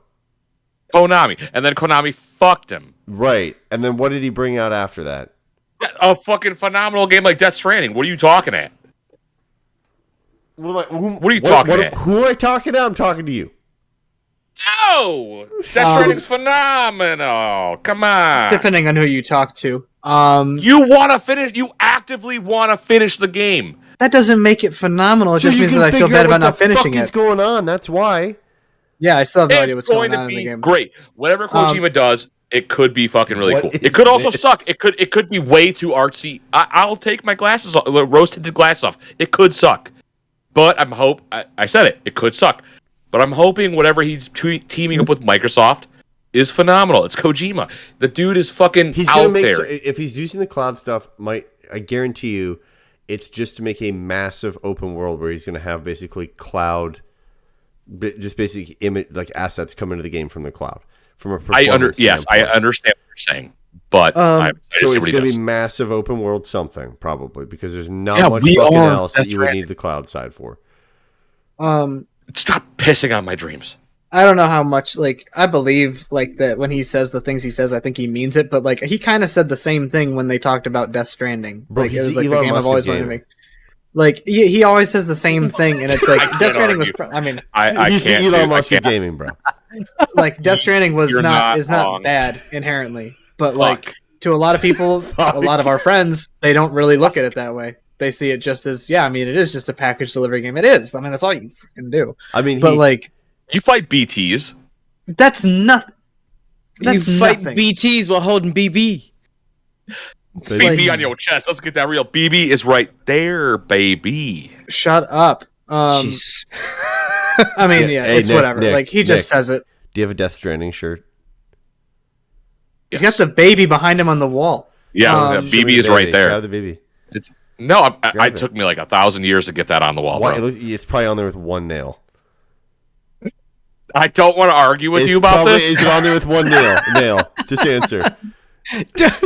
He'll never get that motherfucker hung back up. We have other things to talk about. Nobody cares about this stupid it's not baby. Straight. It's not straight on the wall.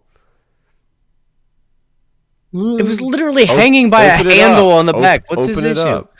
No, open it up. He doesn't have his headphones on. He can't hear you. Kojima gets way too artsy for me. I did not care about Death Stranding. Open the BB up. Oh, you bought a book from him? What? Open the BB up. No, fuck that. That's expensive as shit. Why can't? Then it's hanging on there by one nail, so it shows how much open. value you put on it. It doesn't open? No, why would I want to open that? You're not supposed to open the BB in the game. Oh my god. Are you sure it doesn't open? Nobody cares about that bitch don't open. I'm gonna Google this. Not with that attitude. If it opens, you literally fucking send that to my house. Look at that, though. You're not taking my BB, bro. We see the the ghostwriter for that book. I am swinging on you on Friday, bro. No, swing. You're not. No, I'm not. You're my friend. I got Brody's on my side here. I'm swinging on Brody too. Oh, okay. Let's dial it back. Let's dial it back here. Think about what you just said. All right. Tread carefully, my friend. Backyard wrestling at Matt's house. So the last game that we have, the biggest one of the show, sort of. It doesn't open, Jeff. Yeah, it does. We have other. You're not opposed to. Last thing of the show, Starfield. It's coming to Game Pass day one. We got a very extended first look at it, kind of showing off at least one world. This is coming to consoles, PC, and cloud in 2023. So I'll go ahead and start with mine. It looked like a modded Bethesda game. Their new engine looked pretty good, but ultimately there was still some of the cracks, right? Like when they landed the ship, there was a lot of focus on landing the ship, and the fucking jets went down through the platform. It didn't change the animation. Did you see dust particles too? They were brutal. Yeah. I think the new engine looks a lot better. Faces look better. Yes. The lip syncing was still off a little bit, but it was bearable. A lot of lip syncing in games is usually not great, so I'm not like putting too much pressure. It looked way better on facial characteristics and stuff. Ultimately, I thought it looked fine, right? Like I think it looked pretty good. The worlds looked pretty good. I am concerned that in the games that they already have, they're buggy as hell. And so I am slightly concerned that this is going to be an issue, considering they're like, oh, by the way, you can explore this whole planet and the 11 other planets in this solar system, and then the other 10 solars, and they're like 1,000 fucking planets you can go explore. You couldn't even get one open world to run properly. I am slightly concerned about the rest of all of this. But ultimately, it is a new engine, and the engine they had been using was ancient. So this is definitely a step in the right direction. I think it looked cool. I thought the character creator looked kind of cool. I think there's a lot of things that I'm actually pretty interested in. I'm not, once they went into the base building and stuff like that, that's kind of where it starts to lose me. I'm not big on survival games, so having to go around and mine a certain ore or go and do this, that is going to be tedious and take me out of whatever this gameplay is going to end up being in the long run. I thought the shooting looked a little bit floaty, which shooting has never been their strong suit. Fallout games did not have great shooting. Why they had VATS. That's why they had VATS, exactly. And this had like some elements, you know, you could scan things. It didn't look like it had a full-blown like VATS type of deal, but I think overall I'm still interested. It's all going to fall upon, you know, once this game, it's coming to Game Pass, so I'm gonna try it at least, if nothing else. But I don't know how long it's gonna be able to keep me, because if the shooting feels like shit, that's gonna take me out of it. And yeah, it did not look good. And ultimately, if there's too much focus on a survival type of thing where you have to go and mine resources, I'm going to get sick of that within like 2 days of playing. I don't enjoy that kind of gameplay. I know there's a lot of people that do, but that is not my personal choice of game to play. If I want, I spend my whole life trying to get resources to stay alive. I don't need to do it when I'm playing a video game. So, this game, to me, looks uninspired, space-wise. And what I mean is, it just looks bland. It looks like a bland experience from Bethesda. And I'm not shocked at that at all, given Fallout 4, Fallout 76. Right now, because I thought for sure you would have thought of differently of this, but this is good. Continue. No, I actually have a lot to say my about words this. from earlier. I texted them these exact words. They did not. Wow, the shooting looks like dog shit, as does most Bethesda games. They're very good when it comes to hand-to-hand combats, i.e. Oblivion, Skyrim, Morrowind, what have you. I like playing those games, though. But Very good. Might be a stretch. I think they're good games. But again, gavel, sir. Objection. Oh my god. Anyways, let me continue. No, that's the fighting mechanic on hand-to-hand combat in the Bethesda game. I enjoy Press it. button, swing sword. I enjoy it. But again, with Starfield, Evan made a great point, and I can't fucking deny it at all. If Star Citizen hasn't been able to do what they are claiming they are doing with this game, I am calling shenanigans. 120 fucking %. Arguably there is more. No way that Bethesda was able to make this many planets and the galaxies they're claiming, and they're going to be full and populated with lore and creatures and missions and everything somebody expects to get from a Bethesda title. It's not happening. It's going to be the same fucking planet in different biomes. I don't entirely disagree, but saying that the Star Citizen team should be able to pull it off before Bethesda is kind of aired logic. I fully agree with the general idea, but ultimately, if I would say Bethesda would be able to do it before with our Bethesda's Citizen team, right? In video games, though, I don't think they could. Yes, Fallout 4 exactly. was okay, but they should. They have the resources. They have the teams. Yes. They have the things that should be able to pull it off prior to what correct. But they just indie developer that got a shitload of money on Kickstarter would be able to do. Exactly, and I do agree with that. But they just don't put the resources forth. Todd It Howard just hates us. fucking We don't. all know this. No. Right. What Bethesda does is they fucking, it's like the fucking guy at work that does nothing but check a fucking box off. So I need to build a Yes. massive open fucking world game. So all they do is they make a massive fucking open world and they hit check box. And then they don't fill that fucking world in with shit where you would actually want to utilize that massive open fucking world. So all this is going to be is, like we talked about earlier, it's going to be they made a fucking planet, they copy the same fucking planet over, they procedurally generate shit into the planets, that's how they fucking built them out, and then they sit there and they just zone fucking enemies to different biomes on the fucking planet, and that's it. And you're going to go to the fucking thing, there's going to be some little lore here and there on some stuff, the other shit's just going to be the same enemies. When you get off when you curtail off of the fucking story, it's just going to be grinding. Like, That's it's all just this game is gonna gonna be end basic up being. fucking grinding, which is fine if you want that. But the problem is they have more. I mean, at the end of the show, they market it as the most anticipated fucking game in the last 20 years. That's what, Which like, is this untrue. smells like cyberpunk.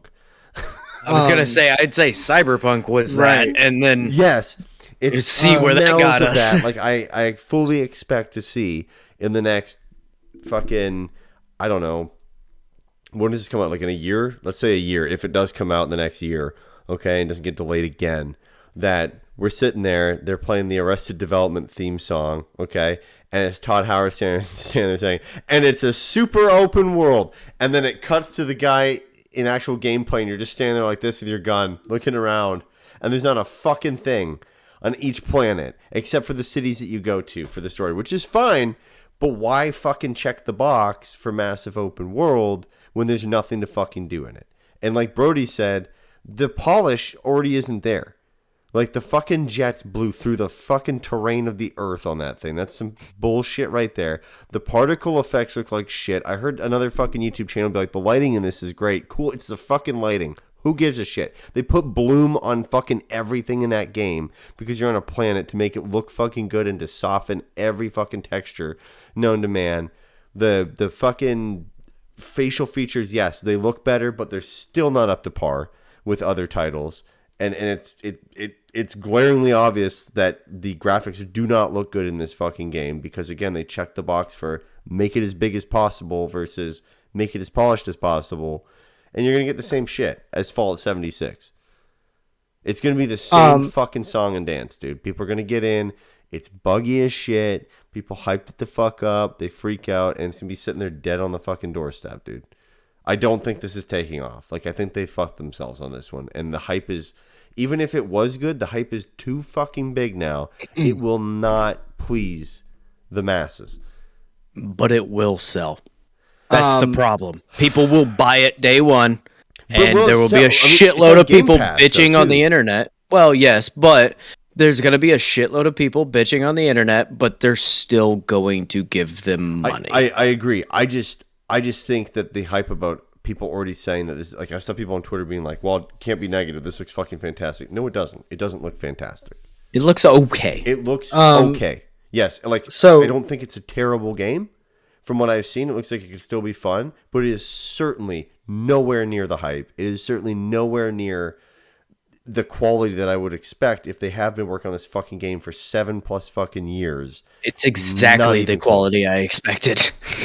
No, Maybe a little bit. It actually removed from Bethesda, it is not the it quality of exceeded game. my expectations from Bethesda. Let's be honest. Yeah, but removed So, like, from here's the Bethesda, thing. anyone else spending 7 years on a game, I would not fucking expect this. This is Here's the ridiculous.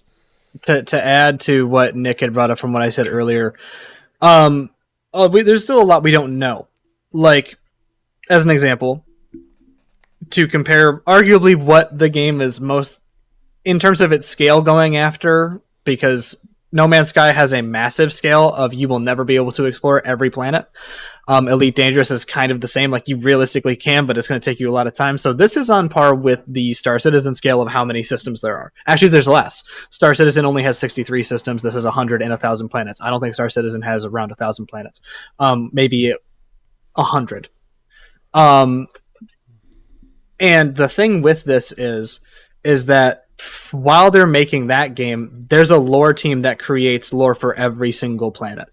And I don't believe that in the same amount of time Bethesda could do the same. It's not going to be the same polish because there's obviously time differences here and budget differences. Star Citizen still objectively looks better. Star Citizen has 324 planets. There are 95 known star systems. Okay. Yeah, but only like 5 of the planets are even visitable at this point, right? As of this point. Yeah. And there's a lot of reasons like for that. 11 years though. Well, no, there's a lot of different things that go into it. Again, to add on to this is that Starfield, as far as we know, or unless they've already confirmed it, it is only single player. Whereas Star Citizen is not. It is a MMO. Starfield 76. It's a MMO light right now. It's supposed to be an MMO, right? That'll change in the next year, or give or take.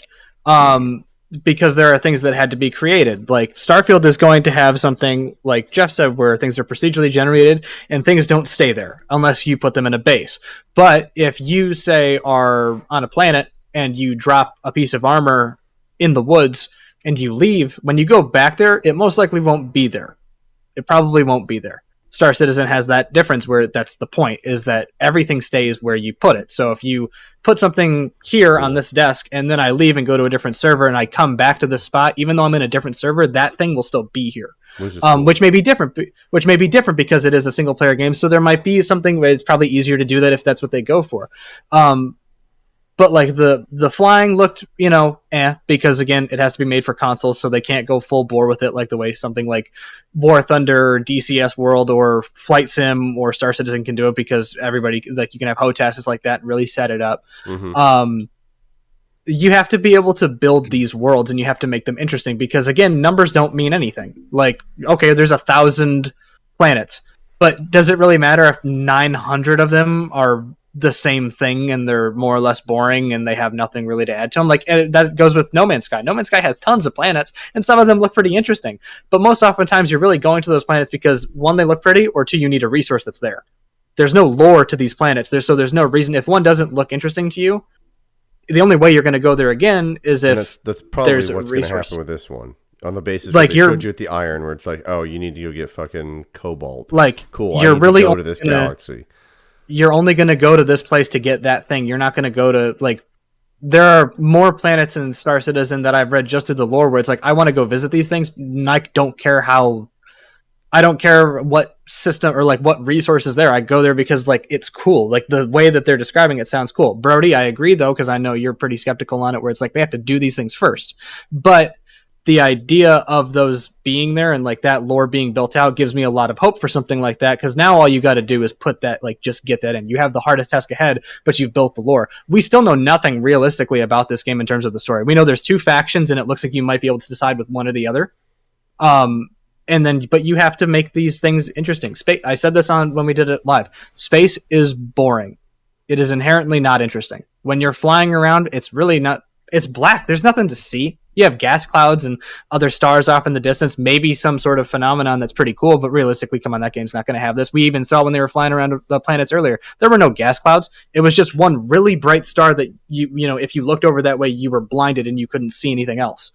Like, really not that impressive to me. So you have to make these things inherently interesting, and 1,000 planets that are filled with nothing is just as boring as any, poorly done open world game, even if it's set on Earth. Again, like, if you just don't have anything to fill it, what's the point? Again, with the checkbox thing, what's most annoying about this to me is, like, to Brody's point, people are going to buy the shit out of this because they just get blown into you're absolutely right, bullshit. But what's annoying is they could have probably easily done, like, I don't know, 15, 20 universes really full of planets, actually done it, like, solid, or at least gotten to a certain point probably, and then add on to that from there. I mean, I don't think anyone would, like, bat an eye at that or be annoyed at that. But to say that there's 1,000 fucking planets in it, and then like what Evan said, it's gonna be the No Man's Sky methodology, which maybe that's gonna satisfy people and that's okay. But it's gonna be, hey, I need cobalt, cool, I need to go to this universe, to this fucking planet to go grab it, and there's gonna be these types of enemies there because it's this biome. And this fetch quest. And this fetch quest is going to be here. And then micromanagement. Cool, great. Yep. There's a plaque here with some small lore on this 1,000th planet about the history of it or something like that. That, my fucking mech buddy talks about at the beginning when we first land our ship there, and, like, that's it. Like, there's no feasible way for them to actually add shit that's not going to feel repetitive as fuck later on. And it's going to go to the shit where, Brody, I think you hate that kind of shit where like even in Red Dead or fucking GTA, it just becomes repetitive bullshit where you just go back and forth this stuff. Stand it. And it's just filler, and it's to check a fucking box of, okay, how do we bleed another 5 hours of gameplay out of this? Let's just do fucking resource missions to universes to get people out to these planets that otherwise nobody would give a fuck to go to. So I mean, I don't know. It'll be interesting to see. I'm cautiously optimistic. Again, I think it's still going to be an okay game. They're shooting themselves in the foot with all of this hype. Now, mind you, the community once again has fed this fucking hype and allowed the companies to feed off of that hype to unsurmountable crazy levels of marketing that are just obscene and absurd and will not deliver no matter how good this fucking game is. So really it's not just the company's fault. I mean, it's the company's fault for continuing to force it, like to continue to feed that beast. But the community also has done a fucking horrendous job of just continually blowing this the fuck up when they know nothing about it. And it's the same shit that happened with Cyberpunk. Yep. Granted, I doubt it's going to be as bad as Cyberpunk from a bug level because that was fucking wild. But we'll have to see. Bethesda can't afford to do that, though, after 76. They cannot afford. They can afford to do it. They sold. And even then, like, Bethesda bugs weren't as terrible as that most of the time. It was a bad like, game. Most of them were rough. Like, they're like, yeah, that looks like shit, or this is odd, or like, I do remember in Skyrim, I lost a full save, right? Like, at like level 32, and I'm like, I guess I'm just never playing this again. 76 had the one where your game just uninstalled. Yeah. Like, they had that bug where wild, it dude. didn't. It fucking uninstalled its own ass. Mid-game. Like, what the hell? Yeah, it was like, we're so bad, we don't even want to be on this 76 was bad. We'll do you a favor. It was That's a bad. real feature. It was bad gameplay, right? Like, I mean, that was the big deal. Is people went into it and said, I just want my normal fucking Fallout back. Instead like, give me shit. Fallout, and just, like, mods had done it better, where it's like, just put me in New Vegas and just let 2 or 3 people connect to me, my server, and like, that works better than what they did, which is pretty funny. I believe they've somewhat remedied that too, right? They've brought people. Well, into there's the a world reason and people things, play it, right? Yeah. Like I feel like they should get at least a little bit of credit because they did listen in some regard and actually brought people back into the world and this and that. But at the end of the day, it is still, especially for us, like I played it super early on when it was empty and there was nothing going on, and I refused to return to it, and that's probably not entirely fair, right? But and I think all of us, or those of us who have actually tried the game, like we tried it early on and just won't go back. But that's also, like you have, like Jeff said earlier, you have an hour to impress me, or I will not come back. It's a hit-driven business. Absolutely. It's not a let me put something out and hope it gets better and then people play it. That's just sheer fucking luck. If that happens to you as a gaming company, that is luck. You have decided to just pick out things that people like and also give additional things, but you were just lucky. So if you don't capture somebody in the first little bit, you're fucked. That's it. That's how gaming go. But let's wrap this puppy up. Evan, give your I'll give you rating.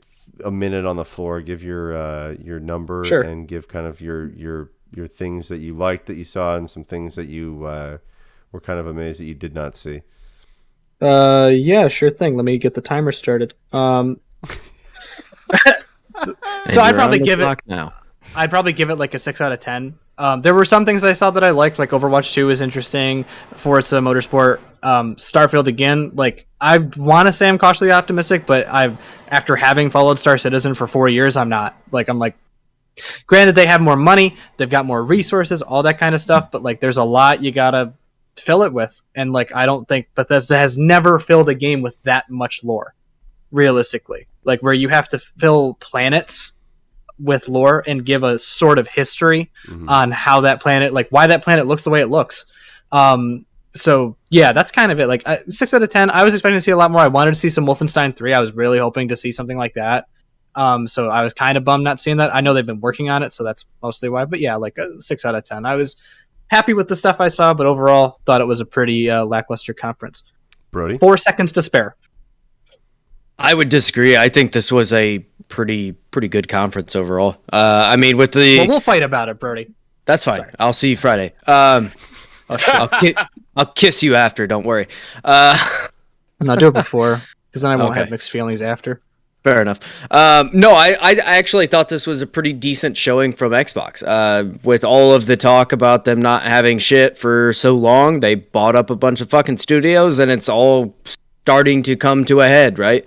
Some of this not necessarily their studios, but I think they're getting to a point where they seem competent in this sort of situation, right? They had a lot to show. I thought the deal with Riot Games was a massive fucking deal. Like, that's a big win for Game Pass in itself.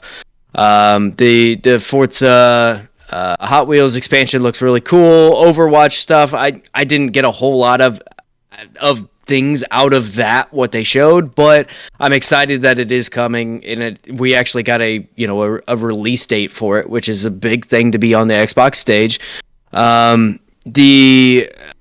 There was a few smaller games like Flintlock kind of caught my attention. That Shadow game I thought looked pretty cool. For me, Diablo 4 was the big winner here in my mind. I'm fucking excited for this game. I really enjoy Diablo gameplay, and I'm really excited to see what this game ends up being, and I think it looks very, very good so far. And even playing, I've played a little bit of Immortal so far on my phone, and it's not fucking terrible for a mobile game, and that's a whole different conversation. But having Diablo is something that I'm always, or more Diablo, I'm always down for that. We got also the Persona announcement. Like, that is, I know you guys don't care about that, but that is massive. That is a huge thing to see Atlas finally working with Xbox, which they typically do not. And so that could mean, Persona games in the future could be coming to the Xbox platform, which is, I don't know why Xbox or Atlas didn't do that. They should have done that a while ago, because it's a whole nother group of people to play your games, right? But that's a massive announcement there. The Kojima thing, I'm interested to see what it is. He gets too artsy for me, but I'm still interested. He's still, regardless of how you feel about his games, he's still a absolute legend in the gaming industry, and I don't look down on his games. It's just they may not be for me personally, and so I'm interested to see what they do there and what he's going to do, especially with the infrastructure that he's been talking about and the tech behind it. And honestly, I mean, Starfield looked about like what I imagined it would, and probably even a little bit better so. And but I there's concerns there. I think they're trying to go way too much into make it way too big and not just make it something competent. So I think at the end of the day, I would honestly give this, I'd give it like a 7.5, maybe even an 8. I really liked a good portion of this, and I think ultimately they did a pretty good job. And from what we've seen, like the PlayStation State of Play was nothing to write home about. It was boring. I did not enjoy much of anything there. And from the Summer Games Fest, I think this fucking blew the Summer Games Fest out of the water, and I gave that a 6. So I think this has to sit at an 8. I think this was significantly better show than Summer Games Fest. Cool. Who's next? You, I think. Me. So I agree with Brody. Do I think this was Xbox's best showing? Far from it. I don't. But in the grand scheme of things, this did blow Summer Games Fest out of the water, and this did blow the State of Play out of the water. Diablo 4, fucking, for everybody who's a Persona fan, this is amazing to hear. Whoever's a Riot Games fan, this is where you want to be. This is all news that is crazy. They didn't focus on one thing. And while that might fuck with someone like me, it's pulling others into the Xbox gaming sphere. For me, Diablo 4 definitely stole the show. That's me, though. I think there could have been more emphasis on what Bethesda's doing, because realistically, it should have just been Xbox /Starfield. There wasn't a need to say Xbox Bethesda because all Bethesda brought to the table realistically here was Starfield. I would have liked to see fucking Quake. I would have liked to see fucking Wolfenstein. I would have liked to see something other than Starfield. I'm glad we saw Starfield, but again, with seeing Starfield, I'm left in this lull where it's like, cool, but not cool. I wanted more from this game. I thought Bethesda would deliver, and that's shame on me. Starfield looks lackluster at best. I'm stoked for it to a degree, but I'm cautiously optimistic with it. Xbox gets from me a 7.5. They stuck to it, though, with here's games, here's gameplay, but here's no concrete date for most of these games. And again, that is the lull that we are in with the industry right now, where it's, here are all these games. Either you're going to get trailers with gameplay, or you're just going to get fucking cinematic trailers, but we don't have a date. Which I understand. My philosophy is, let it bake in the oven and release it when it's ready. Because if not, you get CDPR type shit. But it's double-edged sword. 7.5 for me. You did bring up a good point about how much gameplay was here. And that was a huge change from what we've seen, and something I really actually liked, because normally we would get that cinematic trailer or the host talking in-engine shit too. Yeah, it's like, okay, cool. Actually seeing gameplay of these games, oddly enough, makes you more excited to play games. It's kind of fucking weird how that works, right? Yeah. Right. But I didn't really, I don't know if this is the grading requirements, but I didn't really grade this like based on Summer Games Fest. Summer Games Fest is just a marketing thing to me that swept in because E3 was gone, and E3 was already kind of like half dead. So like Sony just doesn't do big things anymore, and that's fine. They just trickle stuff. So I don't put it against that. Nintendo does its own fucking thing, and everyone else just does their own fucking thing now too. And the PC game shows just cringe. So I can't really grade it against that. Right, but on that one. I graded it. My parameters were the fact that this is Xbox's biggest announcement, because historically during this time, this is their biggest show. And so for me, a couple big things from it. The Riot Games thing, like you said, Brody, is a huge thing. I'll be very interested to see how that partnership continues in the future, because that's huge for Game Pass on PC. Forza Motorsport, that was really cool to see them bring something new with some new features to the game, new mechanics. It was great to finally have a date for Overwatch 2. And for them to finally officially announce that it's free to play. That's neat. That's awesome. Looking forward to more information on that. I really didn't care. Like, I'd say you could take half of this 95-minute presentation, and it could have been a ID at Xbox or indie showcase thing, and it would have fit in just fine, because it felt like a lot of filler in the middle for sure. Flintlock, I was kind of interested in it, but not too much. Minecraft Legends, I'm definitely interested in that, because I played Dungeons and I thought I was not going to like that, and I ended up loving it. So I'll be very interested to see what they can do with Minecraft Legends. Diablo 4, while I'm probably not necessarily going to be playing it because I'm not a huge Diablo fan, it was finally nice to see them actually putting shit out, and to them kind of using the whole Blizzard Activision side of things, even though they haven't officially acquired it yet, which would be crazy if they don't.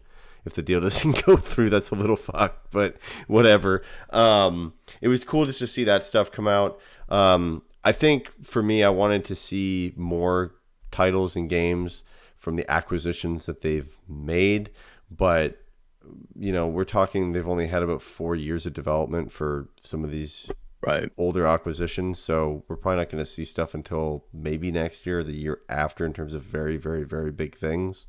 Like a Fable, for example, is probably not coming out until like 25, 26. So God, I want that game so bad. Yeah, and we were talking about on the stream where everyone was like, oh man, they could have shown something. It's like, but they've already shown a CGI trailer, so it's like, if you're not going to show gameplay, you just need to wait, right? There's no point.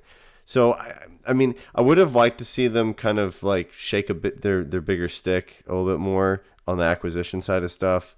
I think that they could have toted that a little bit more. I understand they want to show stuff that's coming out in 12 months, but if you dissect that image that they put up on social media and that Evan shared in the Discord, go to the Spawn Camp Discord to go check that out, by the way, because someone else put that there. There's not a lot there. Like it's kind of filled out with a bunch of shit, and half the game, a lot of games, not half, but a lot of the games that were announced in here were already out. Now their full version just going to be out, or it's DLC, or it's a different version of a game that was already released. So I'm a little disappointed on that side of shit. The Kojima stuff, cool, whatever. That's cool. Like Brody said with the Persona stuff, that's a huge deal because that actually makes Xbox favorable in other countries and other markets, as well as, they don't have the exclusivity anymore with Sony, amongst other things. And then Starfield, man, it looks like another Bethesda game to me. It looks like space Fallout. I'm not very interested in it, but I'll be very interested to see how it's perceived when it comes out, when more information comes out. And I bet you it's probably going to get delayed again because I think people are going to get more information about it, and I think some people are not going to be very happy with it. And I think it's going to make the devs want to go back and change some shit up, which is good, before it comes out, but I fear that that's going to be delayed. Some things I was amazed that we did not see. Any sort of hint of a new Gears or some Gears Marcus Phoenix collection or some big, collection of that sort. No remastering of anything, which is kind of interesting. Any mention of games, older games from 360 or original Xbox or Xbox One coming to Game Pass or something like that. I was kind of stunned by that, or some more backwards compatibility stuff. Was stunned that there was no mention of a family plan for Game Pass. I feel like that's a huge missed opportunity. Maybe that'll come through like a blog post instead, but that's something that is a huge annoyance to people. And I was stunned that there's no hardware in the side of controllers. There's supply chain issues, so that could have been a thing, but I was also surprised that there wasn't like a streaming stick push or even a tease of a project towards that, considering that most, if not all, of these games included cloud. And I feel like that's the going forward. So I don't know why you wouldn't try to maybe tease that, or at least hint at it for people to take away from it, so that they can kind of start to change their minds about stuff. Like for me, I was thinking today, if they announced a streaming stick for Xbox, I would have fucking bought it immediately, and it would have plugged into my fucking TV console downstairs, because I don't want to have a massive system down there in the living room where everything's at. And wife's going to kill me because it needs to look nice. And I don't want it up here where my PS5's at. I want to be able to move different TVs and stuff like that. So I would have done that no problem. And I don't want to pop another $600 down for a fucking system. So all in all, I give it, I don't know. I give it like a 6.5. I felt like it was okay. I felt like it could be a lot more. If you take away the Activision Blizzard shit, which was already being worked on by Activision Blizzard, you really didn't have much from a Microsoft perspective. Something we forgot to mention the other day when we did our recap on the Summer Games Fest, we forgot to mention the fact that all of those streaming platforms now have apps on smart TVs. Yes.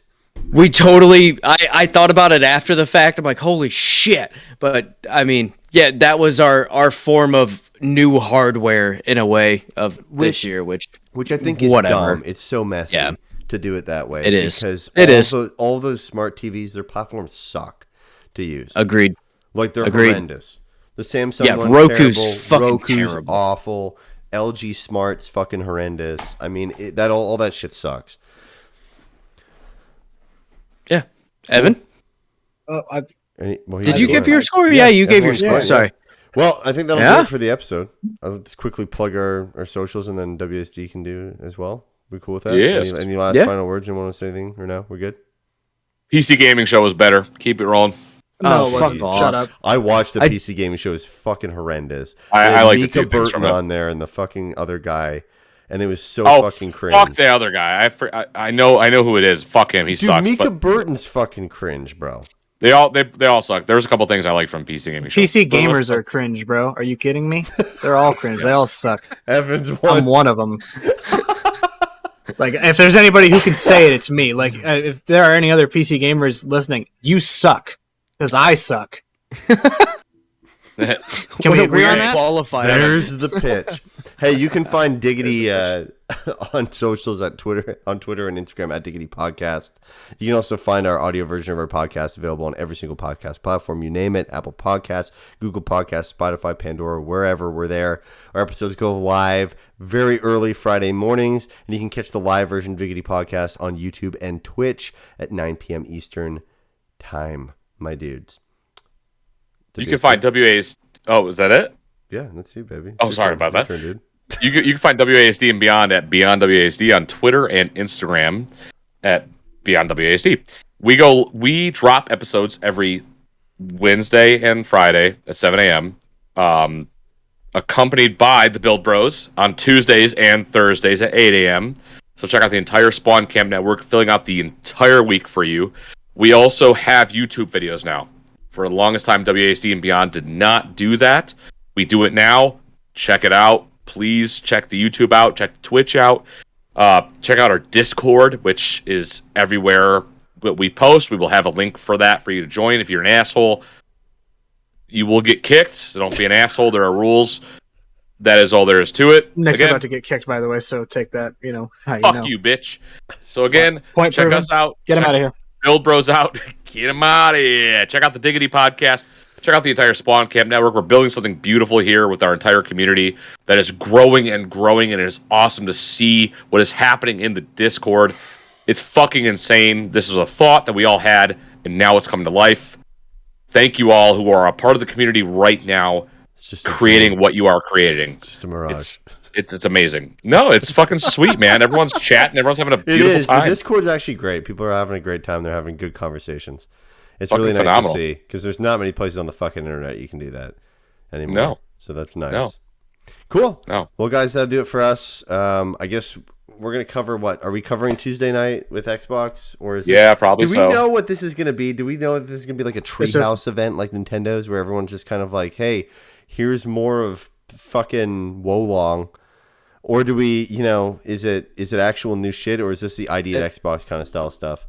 It's not ID at Xbox type stuff. It's supposed to be like extended. So I don't know if it's going to be just to dive into all of the things announced tonight, or if it is going to be some more additional things. At this point, I don't know if anybody really knows. No Wolfenstein, no care. We will stream that on Tuesday, so you can watch that. I don't know who's going to be on there, but some of us will be on there on Tuesday night, so we'll stream that. Probably not do a recap show on that one. We'll probably just watch that and just. If it grab some warrants a popcorn and recap chill. show, we will. If not, no. It's kind of up in the air at this moment, but we'll do a live watch. But as far as I have a post, or what they said, it's another 90-minute encore, and it shows new trailers, deeper looks at the news from the showcase from today, and they discuss with the game's creators. Okay. Yeah. It would be interesting to watch. It might be interesting, but it probably isn't going to warrant a whole another podcast. No. So- We'll grab our popcorn. We'll sit back. We'll watch it. Yeah. We'll make some remarks on it. It'll be good. It'll be a good time. Cool. Yeah. All right, guys. Well, that'll do it for us. Thanks so much.